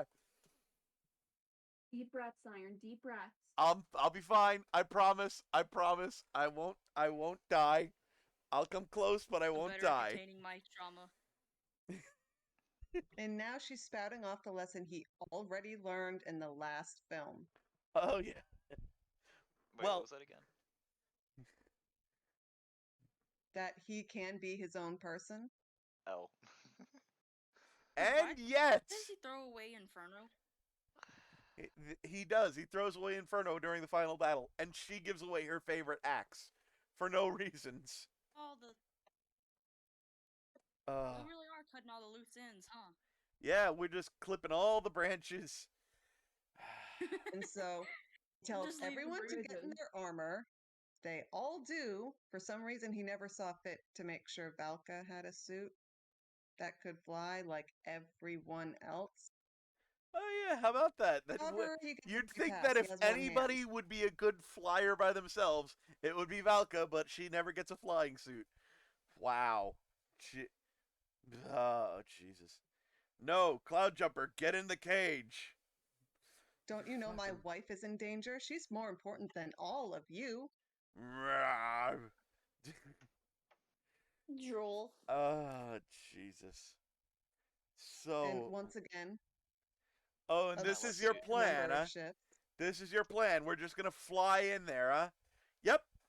Okay. Also, let's not like get the hundreds of angry Vikings that we have back at base to help us out. Yeah, no backup, no nothing. Nope.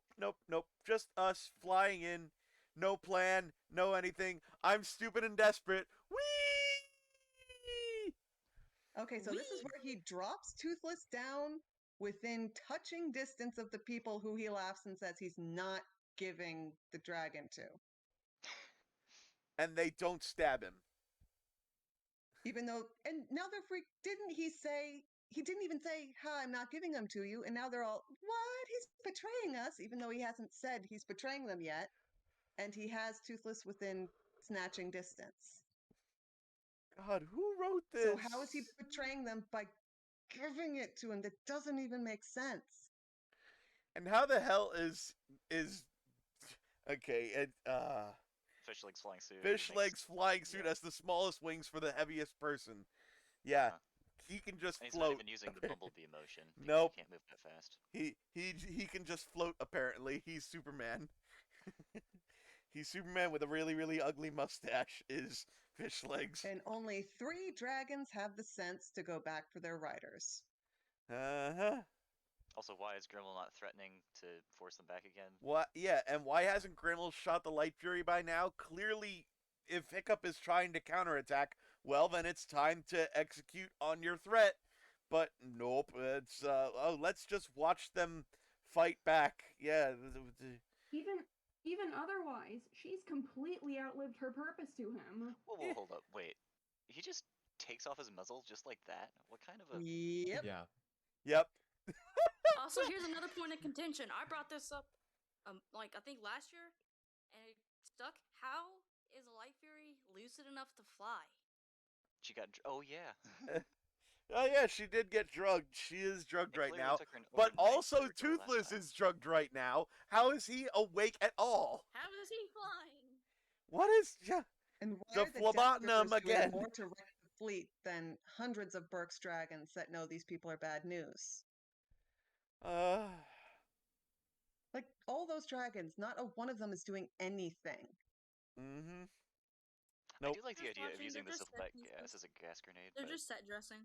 And bye, Yeah. Inferno. Fucking, that's it. Inferno's Bye- gone. Bye, family heirloom.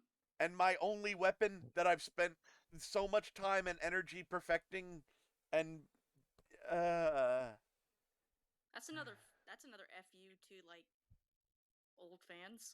Yep. Everything in this movie is an FU to old fans. Like I said way back in episode 1, this really would have worked if it was a standalone movie. If this was not a How to Train Your Dragon movie, it would have worked much better. It wouldn't have been good, but it would have worked a lot better. Oh yeah, and Hiccup is the one apologizing for everything at that moment. Yeah, sure. Yeah, yeah. like it's his fault. Yeah. Also, put your visor down. Yay! Toothless is free now with Hiccup. They've rejoined and yeah. Except Toothless is flying and Hiccup is just there for the ride. Yep. Second. Yeah. Suit makes me angry too. Yeah, it does. I love it when he shoots the Light Fury and she squeals like a little pig. It's so satisfying. Oh my god. Shoot, bitch. You know, the riders fighting would have been so much better if there weren't any jokes. But everything is a joke. Hey, it's almost like we're a team. I wouldn't do that if I were you. Oh no, you do.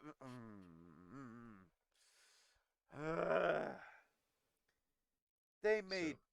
So, where did Toothless go after this? Just he's following Grimmel right now, apparently. Burn them. Burn them. Problem solved. Why are No, the dragons not burning anything. Yeah, let's just get off our dragons and fight hand to hand, even though we have a massive advantage. Heavily encumbered tiny dragon drugged off her gourd can outspeed Toothless. This is the part I found the most boring. In the theater, I literally started looking around, looking for something to do. Yeah. I don't blame you at all. I completely agree. At this point in the theater, I was just in a numb state of disbelief. I'm like, is this really the movie? You know, because I'll admit, I am the most hopeful fucking bastard in the world. Like I said in episode 1, I am a defender of Batman and Robin. I will give any movie the benefit of the doubt all the way through up until the very end credits. But this movie, I was sitting here going, I can't believe how this has happened. How has this happened? Why is this like this? And it feels like a fan fiction that Dean had, and then just didn't give a shit about anybody else. Oh yeah, let's not forget that this is the original creator of the series who did this. Canon. Yeah. And all 3 warlords locked in a cage on a sinking boat. They're but dead. Don't worry, guys. Dragon Riders, they're hopeless. And how were they supposed to take out that entire armada? They just did. I don't know how they just did. From our big damn heroes, haha! Yay! Those death grippers are dead. Where are these? Hang on a second. Where are these snow peaks coming from? That's how tall the chunk error is. The rest of the chunk error is green. Where'd the snow come from? Here comes the saddest moment in the movie. Oh yeah, the death. Toothless is dead. The death of the death grippers for no reason at all. When they really should have killed Toothless, but instead, no, we're just gonna hug him a bunch, and now I'm gonna lightning everybody. How was Hiccup not freaking killed? Yeah, if they were at all, that would have fried him. That would have fried him. Completely. Oh yeah, that would have killed Hiccup, but Hiccup would have been dead because the Death Grippers should have stabbed and killed them both instead of just hugging them, you know? And oh god, this part. Oh, and this yeah, fucking part. Oh the god. The crossbow's now a railgun. This no, hang on. I need to. Oh god, this right here is. Remember, I was struggled before when I was thinking which part is the worst part. I think this part is the worst part, which is a shame because it's also the best part, and that's what makes it the worst part. Because here's the thing: what just happened? Hiccup just sacrificed himself for Toothless in order to allow the Light Fury to save Toothless. Great. It should not have been the Light Fury. Well, no. I think it's okay that it was Hiccup releasing the Light Fury so that the Light Fury could save Toothless. My qualm: why is Toothless asleep for it? Why is... I said this in Failure to Inspire, but I need to say it again here. Toothless, supposedly, you know, the thing that he would care about most in this on Earth, is about protecting Hiccup until he met Thought Fury and his priorities changed completely. His number one priority on Earth was protect Hiccup. Protect him. Hiccup has now just sacrificed himself, and Toothless just had his tail fin shredded and is thus unable to go down and catch and save Hiccup this time. If he were awake to see that and know that fact, that would be the ultimate moment of drama for him as a character that he could possibly have. Oh no, oh no, Hiccup is going to die, and I can't do anything to save him. I can only watch. There is nothing more dramatic than that that you could possibly do with a duo as close as they are. Also, why didn't Hiccup just, take off his prosthetic and kick Criminal off in his face? He would have, fallen off. He does it anyways later, yeah. He does it anyway. Yeah, he doesn't need to let go in order to kick Grimmel off of him. Just kicked Grimmel in the Oh face. yeah, it's made him her lose his grip. symbolism time. Aren't we big boy filmmakers? Look at us doing a symbolism. Yeah, the symbolism. Yeah. Oh god, the incredibly forced symbolism is of, I need to remove my leg in order to defeat Grimmel. Yes. Well, it's not just that. Grimmel tore off every single piece of Hiccup that connected him to dragons and Toothless. Like the pauldron with Toothless on it is gone. The wings are gone. And the prosthetic is gone. His prosthetic's gone. He should have just kicked Grimmel while he was still holding on to the light fairy.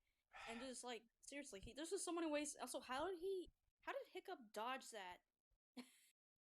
Dart. Well, he didn't dodge. I don't know how he dodged the dart. He just got lucky. Toothless apparently Hiccup is a faster flyer than a Night Fury. Who knew? He has sharper reflexes. Hiccup has faster reflexes than a goddamn fucking Night Fury. Yeah, that's another plot point that's wrong with this.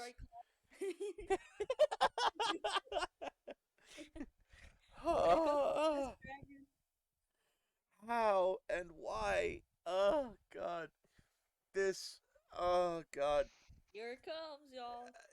Well, not yet. I'm gonna pause here again because we're at a half hour into the recording. These episodes have been a half hour each so far. I've lost track of which episode this is, but we're gonna stop here because the ending is the ending of endings and ending. My brain is ending one more time. Ending. That's how much I hate it. It breaks my brain so badly that I literally cannot.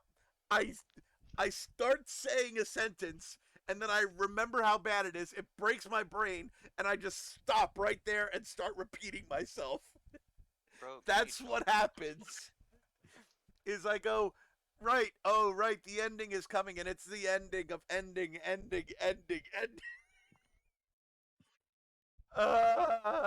Why? Why did you do this, Dean? Why? We'll continue in the next episode. On that note, I'm crying, but it's not from sadness. Same.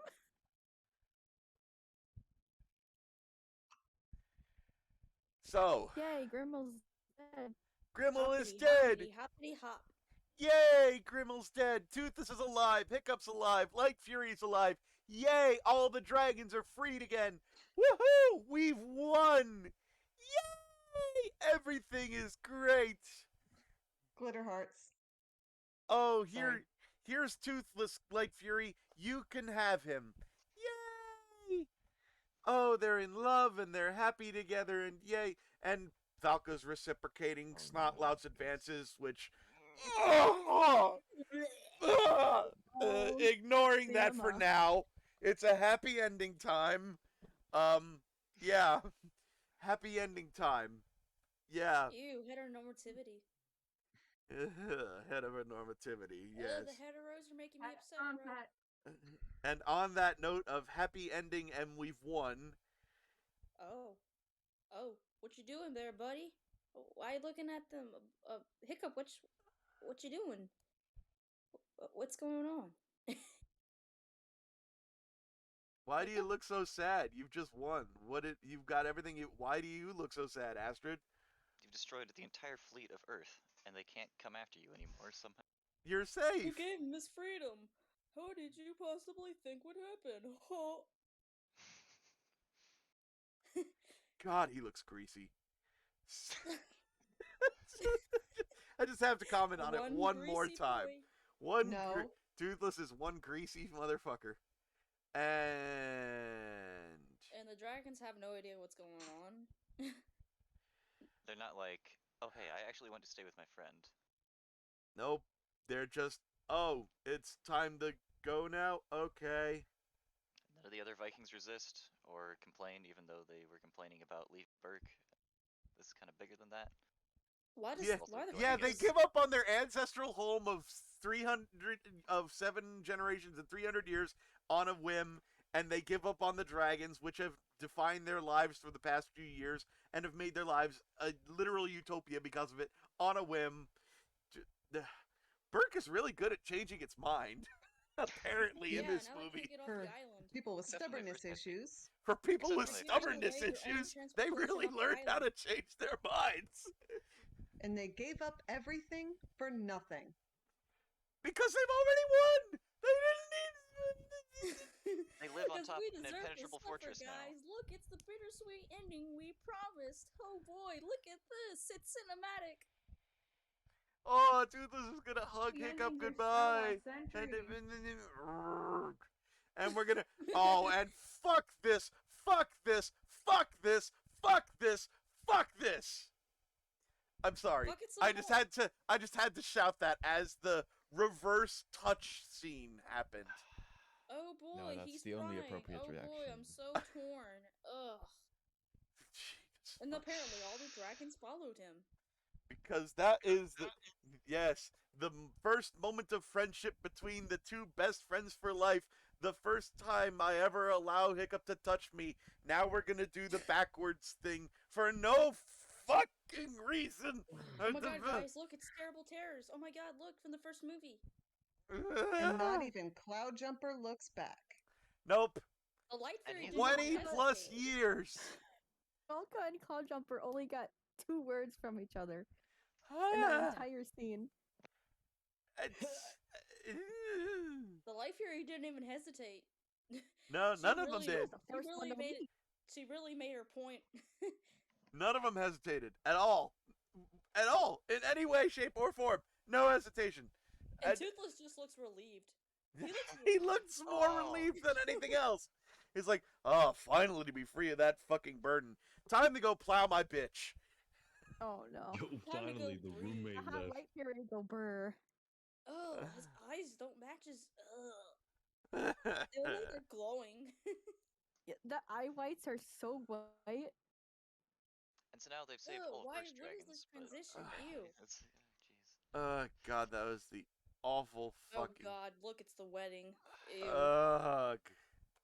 Uh, Yeah, welcome to New fucking Burke. I mean, it's actually pretty cool looking, and Yeah. like the wedding could have worked if it hadn't been. If it hadn't been After- immediately if preceded, it had dragons, it would have been better. if it would have Right, had yeah. dragons, this would have been a lot better. Yeah, it would And have why been. do they God, need Hidden School of houses this Dragons. big for a village of what? 200 people that are Guys, 90% look at Fluffy. adults Oh the my exact God, same look at age? Fluffy. You know, it also would have worked if they like had any chemistry the entire movie. Yeah, that too. But no, literally the only thing Astrid does for Hiccup is go give him a pep talk after Valka tells her to go give Hiccup a pep talk twice. Falca was just turning into Astrid, but for Astrid. At least. Although I not can't like appreciate Gobber not even bothering to change his outfit for his basically nephew's wedding. He's Oh, worn oh, wait, the hold on, exact pause, same pause. clothes Oh, the for entire fuck's sake! Hang on franchise. a second. Did you guys see that? I just never saw. noticed that. I know. Oh, Are that's so sad. are you talking about as the same thing I just noticed Yes, with the fish plushie. legs as plushie? Oh Yeah, my yeah, fucking fish god! Fish legs made a fish meat plushie. Holy Waste of shit! desperation. Holy goddamn shit! If ever! Oh my god, that is the saddest fucking thing I have ever fucking seen. My god! What? Ha! Oh, double the points if it's actually a plushie of Fish meat. no, meatlug. Oh my god, what if that was meatlug? Oh god.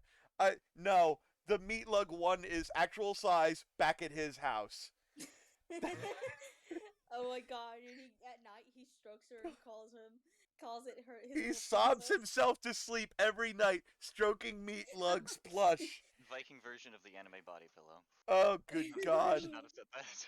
Oh good oh god, god. he has all her scales. and He shit. keeps her scales too. Oh Jesus fucking. And he keeps he made a shrine of her, and the epicenter of the shrine just has the plush.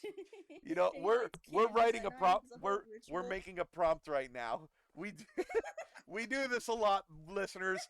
We do this a lot on the server where we notice something, it starts up a headcanon, and we turn it into a prompt. In this case, Whoa, a guys, really, wait, really, hold up really, really sad prompt Ooh. of Guys, wait, hold up a second. Look to the left. Looking at it. Look at the Viking woman. Look at her fucking Generic face woman. look at her dead expression. She could not. I am on What is she even so looking many at? Percocets right now. You guys have no clue. That is the look of someone on 18 pounds of Ambien. Look at her tits. Yo, I'm tripping some serious shit, yo. Look at her mom. Oh my god. Maybe the next scene will be better. Also, Oh, it you know, might. so Oh my god, No, they did it. no. also Roughnut, why? You have no Wait, is reason. that Fishlight's dad? Wait, go back. Go back. What am I going back for again? Oh wait, I think I just saw Fishlight's dad. Oh, okay. Well, you see everybody in this. Yeah. Oh, Oh, no. Jesus. Models. Isn't Fishlight's dad like Yeah, a frost look, giant? look. He has the same mustache. Yeah. Oh, okay. That explains why he grew the mustache. It still looks ugly He on just him, grew though. it out. He grew it to out. be He like his fucked it up. dad. He Fine. grew it out. It grew it doesn't out. match him at all, though. He grew it out, chopped it off, and gave it to his son and said, "Here, you be real man now." Get all the bitches. Yo, where's that armpit hair though? I was thinking that too. Oh, Jesus. Oh, God, but the heteronormativity. Follow the Valkyrie, life tap all plan. that hair. Follow the life Why plan, is Hiccup it and no Astrid. Follow the mom? life plan. Why are we here? Just to I suffer. thought Valka was Matilda for a second.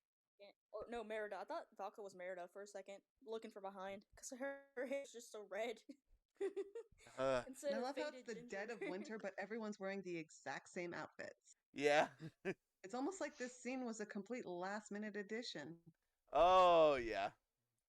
This Guys, look, no, it's Tough Nut. this scene Mom. is the last minute edition because I would bet any amount of money they originally made the movie to end right there with them looking off the edge of the cliff and being somber, and test audiences hated it, so they put in the fucking reunion scene here. They this fucking Nothing scene. literally Here's looks like Hiccup. Tough Nut. Wait, what? Nothing looks Oh. like Okay, Tough no, Nut. I don't know. Don't go there. I've spent enough time thinking about that, and that was like 5 seconds. Guys, look, Oh, there's look, Hellspawn. market in the plushes. Oh, God. The fucking orca babies. Oh, God. I feel bad for them. I do their too. design is so lazy. They look so ugly. Their heads are too big. Yeah. They look more like Toothless than anything. Yeah. Yeah, and how are they flying with those tiny ass wings? Well, we haven't even Maybe gotten to we're them not yet. Keeping up. We're complaining about the wrong thing. We'll complain about the nightlights later on. Right now we should Oh, be fucking complaining about nightlights. how the fuck does Toothless not recognize Hiccup? I mean, Yeah, how they the shot here's her They point look the blank. exact same. How does he not put two and two together? no, He he's got looks a the beard. damn Oh, same. it's like when Oh, the he's got a when babies beard. cry. Oh, and he's lived on his own for how many years now? Blah, blah, blah. Yeah, no. Smell, everything. He would recognize him instantaneously. It would not take this to recognize him. So It's like when greasy. babies cry when after their dad shaved their beard because they don't recognize him. Also, 'Cause Astrid, look if at you actually this. thought that like he was gonna kill Hiccup, wouldn't you like go in there and try to help instead of? Yeah, what happened to Viking Warrior Hiccup? Now it's just housemaid Mother Astrid. Yeah, Yep. sorry, Viking Warrior Astrid turned into housemaid Mommy Astrid. Stepford wife. Uh, Oh, their kids are so ugly. I just hate Zephyr. I don't like the I way hate she them looks. too. I hate them too. Oh God. How is her head bigger than Hiccup's? He's so greasy. Why is she wearing lipstick? There's This is so red much wrong hair. here. This scene has Ugh. no point to Hey it. kids, look, bye. There were dragons So- when I was a boy. Oh yeah, Oh, magic God, it's- prosthetic that survives 10 years with no maintenance. Yeah. Yeah. And not I'm shaving. getting flashbacks And- to the rant we made on And the now it's time for the monologue to end all fucking monologues. That completely glosses over the abject cruelty of showing your kids, look at my awesome dragon friend that I had. But sorry, But you'll kids, never have because a of friend like something this. that you have no control over, you'll never get to have a cool dragon friend like I did. And it's Look, all they have your fault powers. because you're human. And humans suck. It's not your fault that They you're can't human, but change. humans suck and they can't change. And It's God. not who you are, it's what you are. and that is the worst message you can ever give to a person of any age. Give up on your dreams because they're not the same as your friends. Yeah. We don't get to see the other dragons and their riders interacting with their dragons. Nope, it's Oh, 'cause just they aren't special nope. enough, They're not apparently. they're not special Just enough. the Haddock family and the Fury family. That's it. Yep. Because Does- they aren't the breeding couple. Yep. Doesn't matter that Meatlug and Fish Legs had maybe even closer a relationship than Toothless and Hiccup. No, they don't get to reunite and see each other. No, nope. Instead, How Fish is- Legs has to fucking make a fish meat plushie in order to feel whole again. Jesus! Here's the whole ritual thing. Oh, and God. This And then they credit go back to scene. And to add insult Oh, to God, injury, damn it. you give us a clip We live. show. Hey We guys, live. remember when we were It's cool? over. It's over. We Remember lived. when we were cool? Ugh. Like, oh yeah, the past two movies are indeed in the same universe. Yeah. Hey guys, So, look, we hold used to on. be cool. We used to be Yeah. smart. Look, guys. Just one big slideshow of look at everything we just burned to the ground. Yeah. Yeah, right. The ruins of the temple. That's why I want to just like saw it one. in full picture. Yeah. I want I to make feel one like more I point just about. need to watch the first movie just to recover from this one. Yeah, I need to cleanse. Oh no, we've still got Homecoming to watch. Oh, Yeah. we're watching that? No. If We we can't do that. if we want to, although we might save that for another day. Oh, I'm good. I can stay up Look till how 3 a.m. normal they easy. used to look. I Yeah. am not staying up until 3 for you guys. we'll watch Homecoming another day. But my God, as bad as the Hidden World was, Homecoming was even worse. I still am absolutely mystified as to how they could have made it worse, but they somehow made it worse. Oh. Just came here for the commentary. I didn't want to watch this. Who? What? Oh, Pierre Oliver Vincent, aka sexist douche without a creative bone in his body. Oh, Ugh. Jesus. Let's not forget the other writers, especially the guys who created the Light Fury Right. and gave us their little Head of gave us story, inside Tron look Mai, into you mind suck! process. I'm going to kick your ass. You know what? We are lucky we don't have the commentary of the director and the people working in this because it's going to be a lot of bullshit. Oh, yeah. Wait, who's talking? I'm not sure, honestly. Lior, forever I salty. don't think I've Oh, ever heard Lior, this person. okay. Hang on. Who are you? Lior, You forever kind of salty. missed everything. Lior only just came in. Oh, Yeah, hey, I didn't Lior. want to see the disaster. Why are we still here anyways? This is a credits. We don't have to stick around for this. There's no Why are we post-credit here? sequence. Well, You it's have to giving us remember everything that time to happened. make final points, which I think like there's a couple of things that need to be said about the Hidden World. Lastly, like, It's They- bad. well, yeah, but like, why do you think the dragons moved? It's supposedly their ancestral home. Why do you think they like moved out of there in the first place if it was so great? yeah, why did they And- ever yeah. leave? We wouldn't have been able to Uh-huh. sustain them. Maybe they ran out of space. Maybe they adapted to the environments upstairs better over time. I Like, did that. and I also, You have to stay upstairs. mean, the situation is Yeah. this. Toothless can become invisible via lightning. He wouldn't have evolved that situation if the Night Fury's species didn't move who knows how many millennia ago. It's Yeah. healing world feels like the ancient home, the same way humans' ancient home is Africa. Yes, we came from that, but we have evolved it a lot past that. Hmm. Uh, And like, why? Wait, hold on. What was the last thing? Oh yeah. So then, all the other dragons outside, like, yeah, they locked away Burke's dragons, but now they have no way to save the other dragons who are not going to be mercilessly driven to extinction by those hunters. Yep, that's what mm-hmm. it's up. I mean, there is probably some dragons that are trapped by other people and stuff, and they are just now fuck it. I mean, the people that we are trying to conquer Berg and the world and stuff, they have dragons on their own, and they didn't bring them to the final fights. They were just collecting more dragons. That means that those dragons are now trapped, and who knows what is going to happen to them. Oh yeah, like Burke has no way to defend itself against other dragons. Nope. They come up, even though they had like the perfectly defensible position with their yeah. Yep. Eh. The entire point of the Minecraft chunk error was to go, hey, Burke is no longer on ground level. You literally need a dragon to reach it now. And now we're giving up the dragons. Stranding ourselves isolated on top of this giant platform pillar. No way to get down or interact with the rest of the world, spread our message.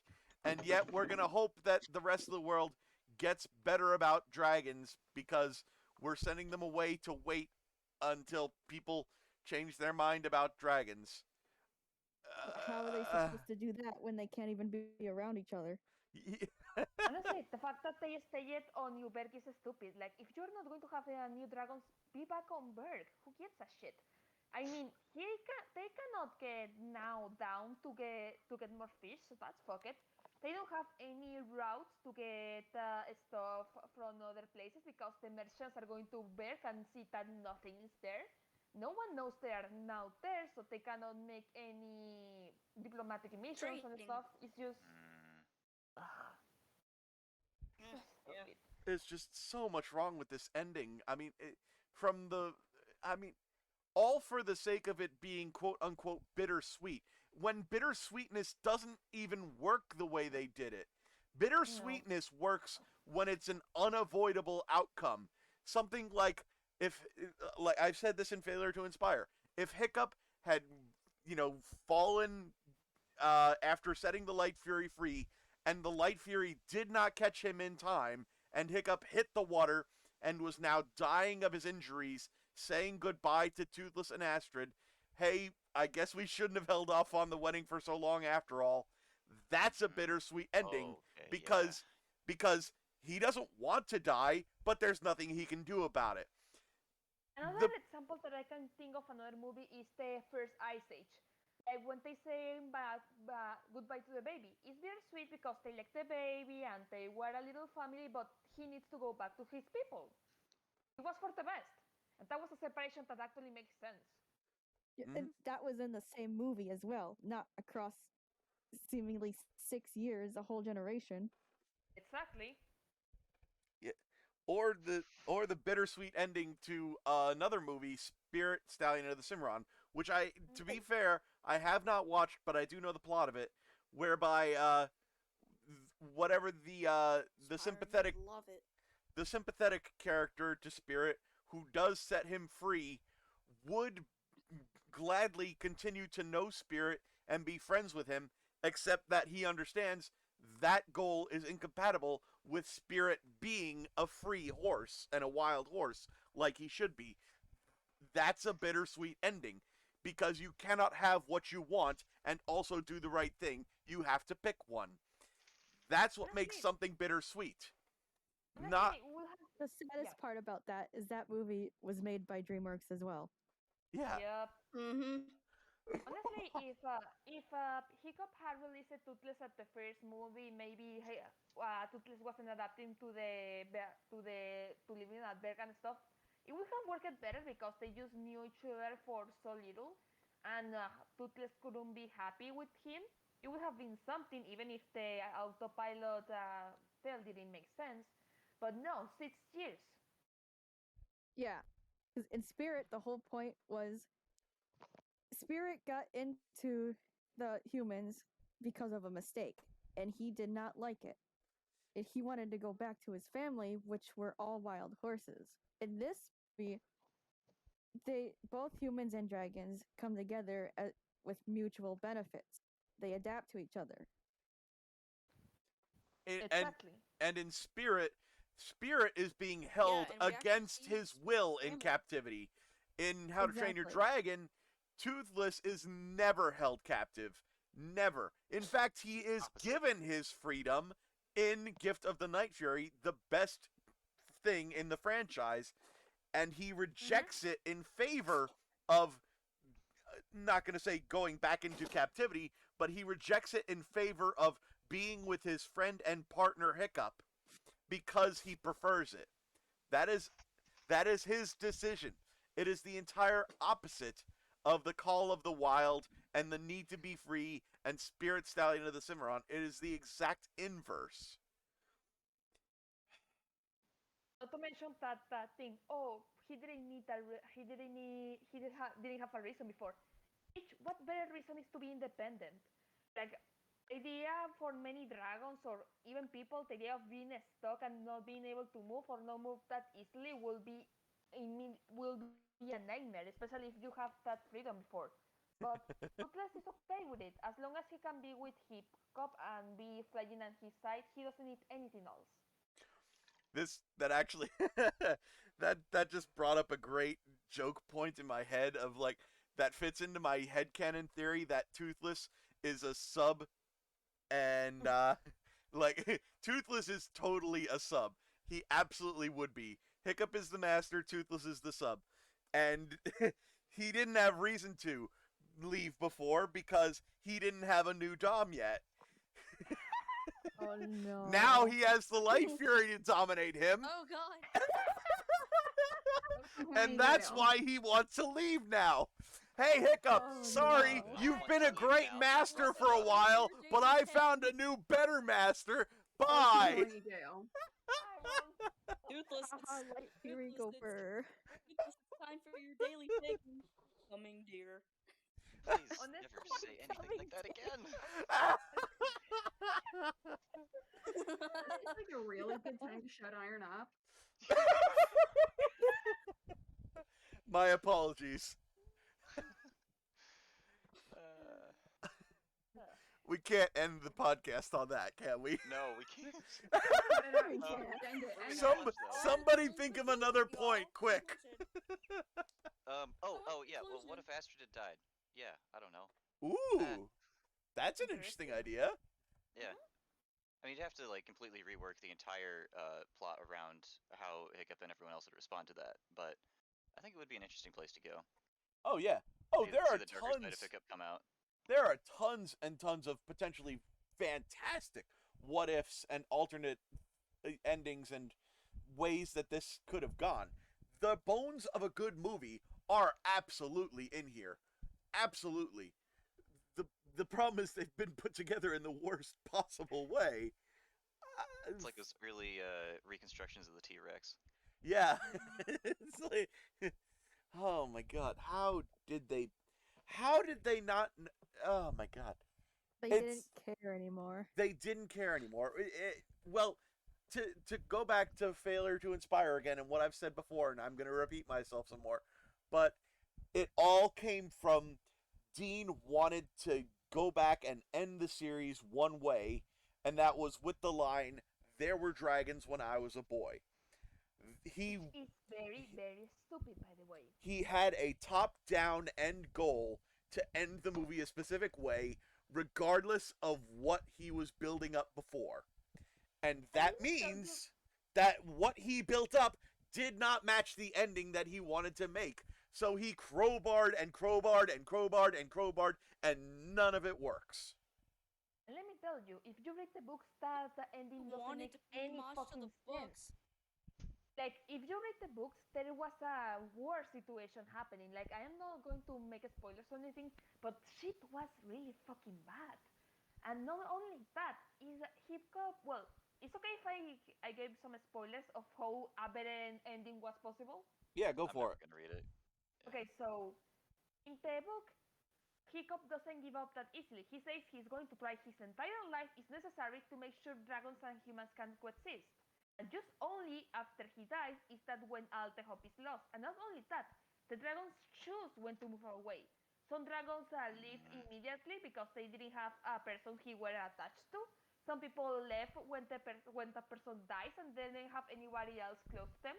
Some dragons just left over time and were slowly moving away, and they didn't move to a fucking hole in the ocean. They moved everywhere, to the mountains, to the And guess sea, what? everywhere that didn't have Toothless stayed humans. with Hiccup. But yeah, Toothless stayed with Exactly. Hiccup That's until he exactly died. what I was Well, about to after say, Hiccup Leor. I died, completely he agree. left. Toothless That left That's what I when was trying to that say. would have Yeah, been I legitimately completely bittersweet. agree, Leor. Toothless stayed with him to his deathbed in the original. So if they really wanted to pay homage to that, they should have showed something akin to that, not just cut it short like they did and Wait. pussyfoot around the whole freaking thing, and then and the people when they claimed to be like, oh, it was happening in the books, so it's supposed to be in the movie. I'm like, no, fuck that. The movies It's are their the own book thing now. separate Got this. story. Yeah. That's okay. It's allowed to be two separate stories. Yep. And especially because Exactly. the books and the movies have always been two separate things. The only thing that was ever similar ever the since the names. start of the franchise was the names Toothless, Hiccup, the fact that it was Vikings and dragons. Bear. That was about Not it. even asked. Astrid In the wasn't books, even a character in the they books. Yeah. Astrid In wasn't the a books, character it in didn't the books. even end with them separating. The books end when ends with Hiccup becoming the king of all Vikings is a whole story to tell. I'm not going to get into that right now, but they're celebrating the winning the battle and they're happy. Then we cut until some decades later when Hiccup is in his deathbed. He says how dragons have been moving away and he had tried to unite them, but he didn't have the chance. So dragons were living on their own accord. They weren't forced. The specific dragons moved in different times when they feel like they wanted to move. And Toothless stays until Hiccup dies. Decades after that situation of maybe dragons shouldn't be separated. Hiccup tried until his very last moments to make them be able to be together until he couldn't do it anymore. And again, it was the decision of the dragons to leave. They weren't forced. Some dragons lived, some dragons weren't. But at the end, there was a promise that they could go back if the dragons wanted. Even the ending, even that would have been better. Like imagine if the dragons choose stages and then they move it when the rider dies or when they didn't have a person anymore or something like that, and Toothless staying until Higo was very old and dying. I would have accepted that. Yeah, and another thing, the dragons could talk. They had their own language. They were sapient. They literally Yeah. chose everything. Mm-hmm. So again, that's another thing. Like that's the books are so separate from the movie. Why did they have to close with just a few strings of text? That Mm-hmm. why did Dean have to cherry pick that? Does he think he was doing us any favors? No. It's funny because if you read the script of at least the third movie, you can see that the dragons talk to each other. There is some lines of dialogue. The reason why that was there was for the animators to have an idea what emotions was the dragon trying to convey.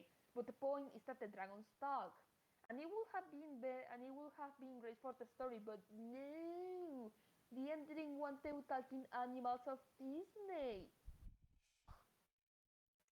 Ah, there's just so much. Yeah.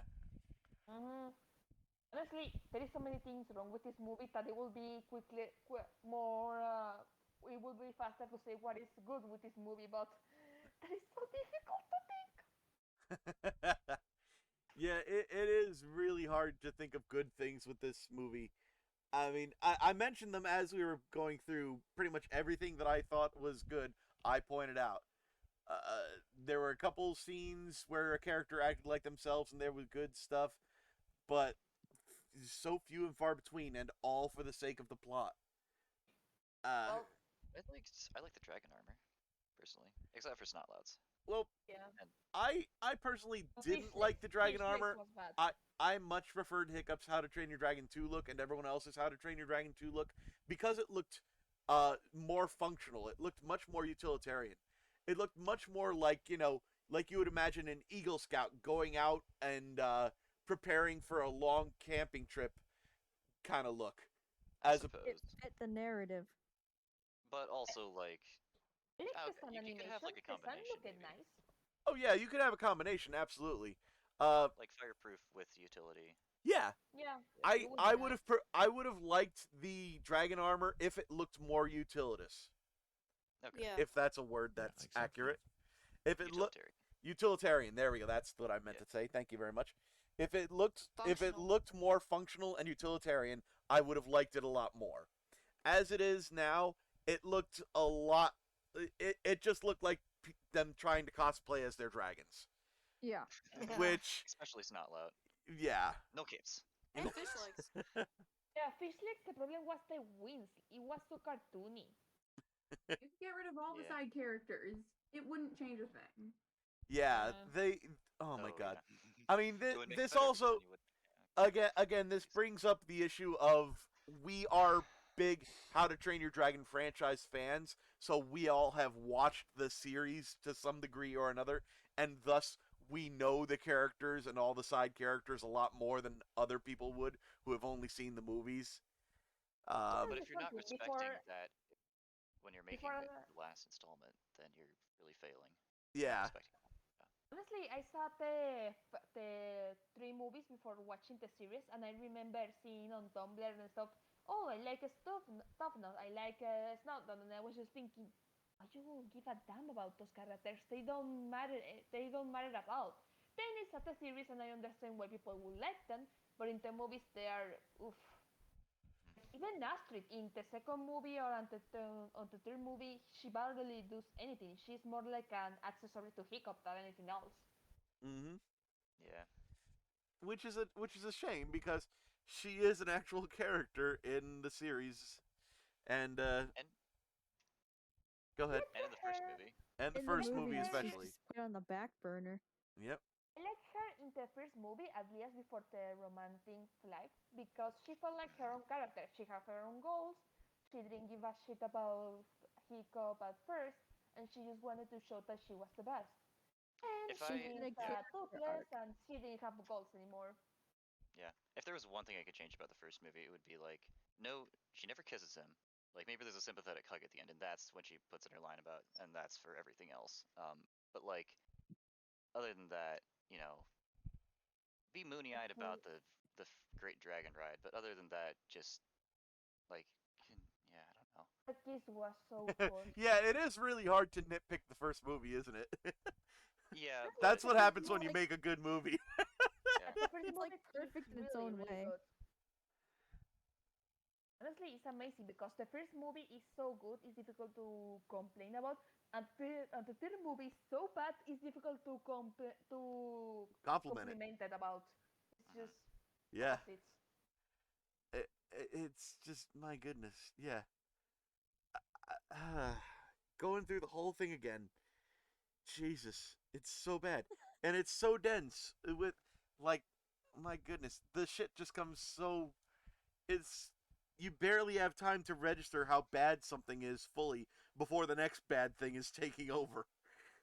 Been Thankfully, we literally on this server for 2 years, and I swear almost every day we have something new to say about the movie. It's like new mistakes and stuff is happening going on. It's Yeah, the Whoa. movie itself now, I mean, my failure to inspire video is a year old already, and I waited on making that for almost a year after the movie itself came out.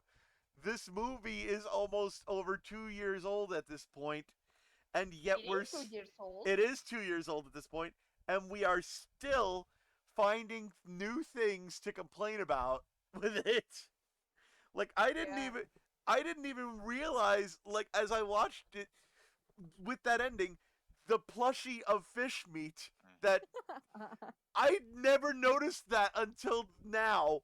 And you're And the one that who's seen this makes the most. and that makes it so sad how Hiccup treated fish legs because of that. It's like, oh my god, fish legs now. I almost want to write a sad salt fic about it, where fish legs has PTSD about meat lug and fish meat having left and being suicidal because of it. Because that is realistically how it would be. That is the rationale of somebody who would make a plushie of a real life thing that went away. That's Yeah, traumatizing. It is that was. absolutely that fish meat plush is not cute. That fish meat plush is a cry for help. That is a cry of a traumatized person right there. Mm-hmm. Oh god, this movie really really hated everybody Yep. and we hate it just as much. Mm-hmm. Oh I my am god. so. I didn't watch it with you guys because I was at work and then I needed to edit some pic for today. But honestly, I am so glad I didn't watch it because the only thing that will make that a little bit interesting was with alcohol, and I don't want to drink today. Personally, I couldn't get drunk enough to like this movie or not be Oh no vocal no no during it. no!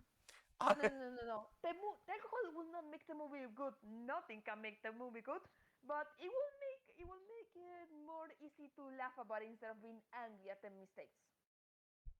Yeah. Perhaps. Uh, I, I, although I am the kind of alcoholic where when I get drunk, I get even louder. So I do not want to hear myself on that if this was how I was sober. Now that I think about it, I think I tried to watch the movie with some alcohol. I think I drank like 3 4 beers, something like that, and fuck, it was bad. Like not even the alcohol can save this mess. Yeah, no. It's except the thing is that it could have been saved. It really, really could have. Just a couple small tweaks here and there would have radically changed things and made things, if not so much better, into good things. I have written, like, I mean, and everybody here knows this, but I'm saying for the listeners now, go and read some of the fics that I have written and that I recommend people read uh, post The Hidden World, because there have been some fantastic fics out there that just make one little change, and it fixes everything. The Most of it. the Yeah. prompt that led to "They Are Not Our Enemy," where a real king would have stopped and said, "Hey, no, these are our friends. This is a change now. We are going to respect the humans." That one little detail would have changed everything and made a completely different movie if Toothless had done that instead of just going, "Oh no, they're there. Let's get them out of the hidden world." Instead, welcome to the hidden world. Let us Yeah. introduce each other and form a friendship. My That my personal. Yeah. That would Honestly, have been good. while the movie has a lot of issues, like Grimmel is a whole mess, and Hiccup is a disaster as well. Like, if the dragons haven't left, like Hiccup will be like, we need to extend our message to other people. Like, the rest of the movie will have been bad, but none of us will be this angry at it. Yeah. Right. Oh yeah, absolutely. Like I said before a couple episodes ago, the anger comes from love. If Hmm. Yeah.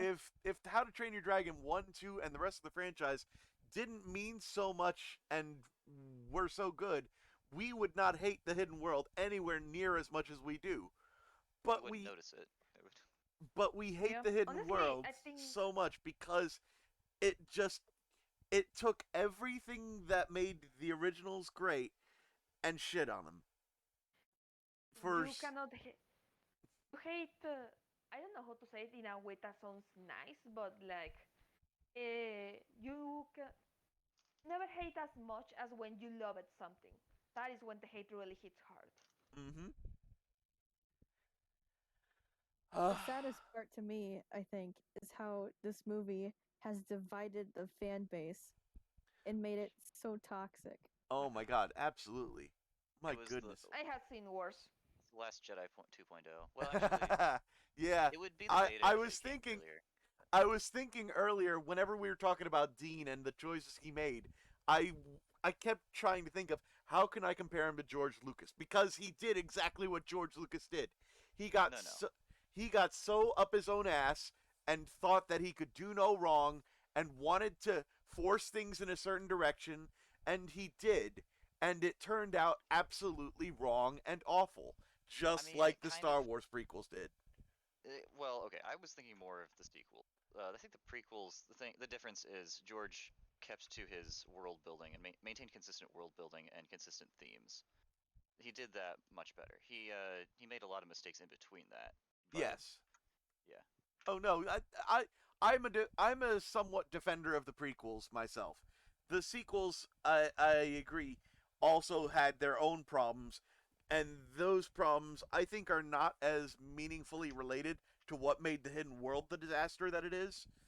But I think it, the the the I, decisions that made the Hidden World the shit show that it is are the same decisions that led to the failure of the prequels. Same mindset, maybe. Exactly. Yeah, That's yeah, my I get you. point. Is I think it's the same mindset whereof I have an idea of where it's going to grow, I'm going to crowbar it to work, and characters be damned. Mm-hmm. Because there's Subverting our expectations. yeah.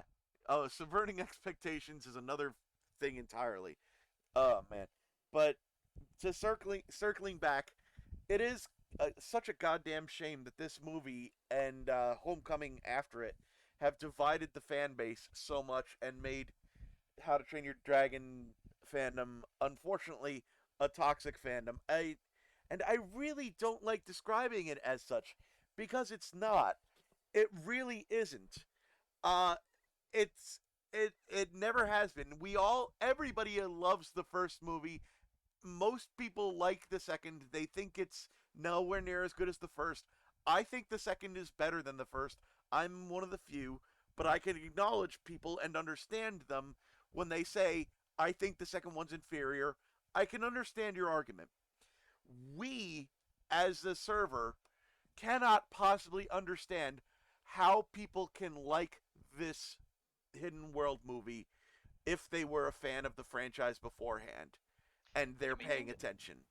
the thing is, you don't think about it. Like that's what I did when because I saw it in 2019 and I didn't hate it. Like I said, I'm a recent convert. I didn't start hating it until this year. I never cared enough about the franchise as a whole. Like I still loved it, but I didn't care enough about it to really think about why it was bad. And when I did, I just let the surface level arguments that people who defend it always make, like well, I don't even the poetry. Honestly, It's kind of hard it's to remember funny. what I was even thinking because I wasn't thinking about it Yeah. hard enough. Honestly, for That's me, it. it's funny because before seeing the third movie, I liked the movies. Like, I saw the first movie on television. I didn't see it on theaters. I saw the second movie on the theaters, but only because my family was going to the theaters, and we decided on that movie. And I saw some episodes of the series, but was because I was zapping on the television. I saw some of them years ago. So I was more like a casual fan. Like, I like it, but I didn't like it that much. So at some point on May, I think May of the 2019, it was after college. I was on vacation, so I was just like, hey, let's watch the movie of How to Train Your Dragon now that it's out. And I hate it so fucking much that I decided to start grinding, to start seeing the series completely, to be on the fandom because I hate it so much that I wanted to do something about it. Like, And I yeah, will say that if there's one good thing that ever came out of the Hidden World, it is the fact that all of the hatred that it generated in us has pushed us to be much more creative people. I Mm. did not ever think that I would be a fanfic writer, and yet I have written at least 4 or 5 How to Train Your Dragon fanfics because of my hatred for the Hidden World and my desire to fix it. Uh, it, I will. That is the one good thing to have come out of the Hidden World. And back to the division of the fan base. It is really that if you look at the Hidden World as a turn your brain off, I'm not going to think about it too hard. I'm just going to let myself feel. Absolutely, you will cry. You will not think of it as a bad movie. You'll think it's a good movie because it made you cry. But for if you spend more than a few minutes thinking about it and how it relates to the previous installments, you end up as one of us, I say. Yep. You know, Oh, I guys, did. I need to eat. Yeah. See ya. Okay, bye. One last thing I want to say, like before I leave, it is kind of interesting how the whole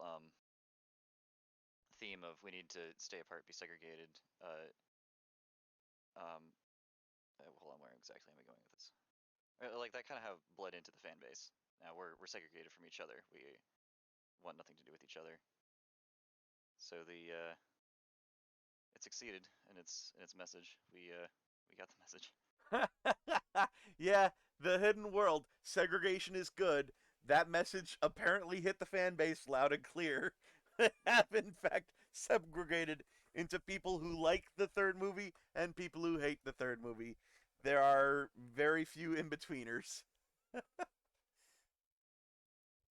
Damn. It is a damn shame that that happened too, because man, uh, it really is just the first two movies and the franchise before the Hidden World. It's one of, I mean, I put it as numbers 5 and 6 in my top 10 movies of all time for very good reason. Very good reason. Because it's important. It's meaningful. They're well executed. Everything about those movies is wonderful. The messages, the morals, the way they were made, the score, the characters, just everything about them was fantastic and something to look up to. And then this came along and it's it deserves every bit of hate and salt that we drip on it. I wish this movie didn't exist. I By really the way, do. is the recording still going? We're still going. I'm wrapping it up. Okay.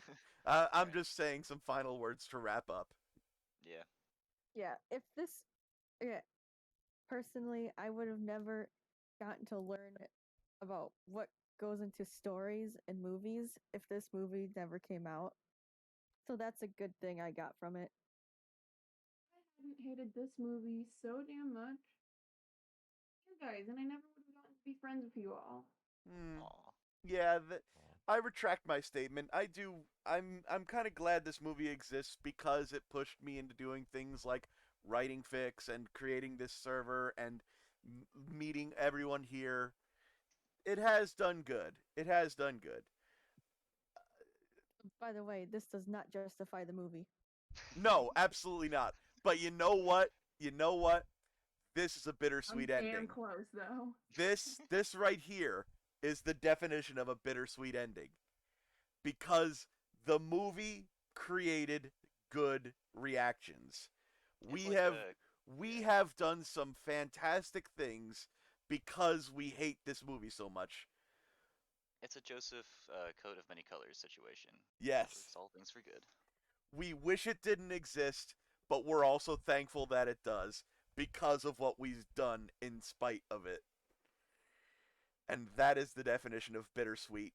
Not saying goodbye to the dragons because, oh no, we've won, but humans suck, so segregation is the answer. Fuck this movie. F in chat, everyone. Amen to that. F to pay your respects. And with that, dear listeners, thank you very much for spending 4+ hours now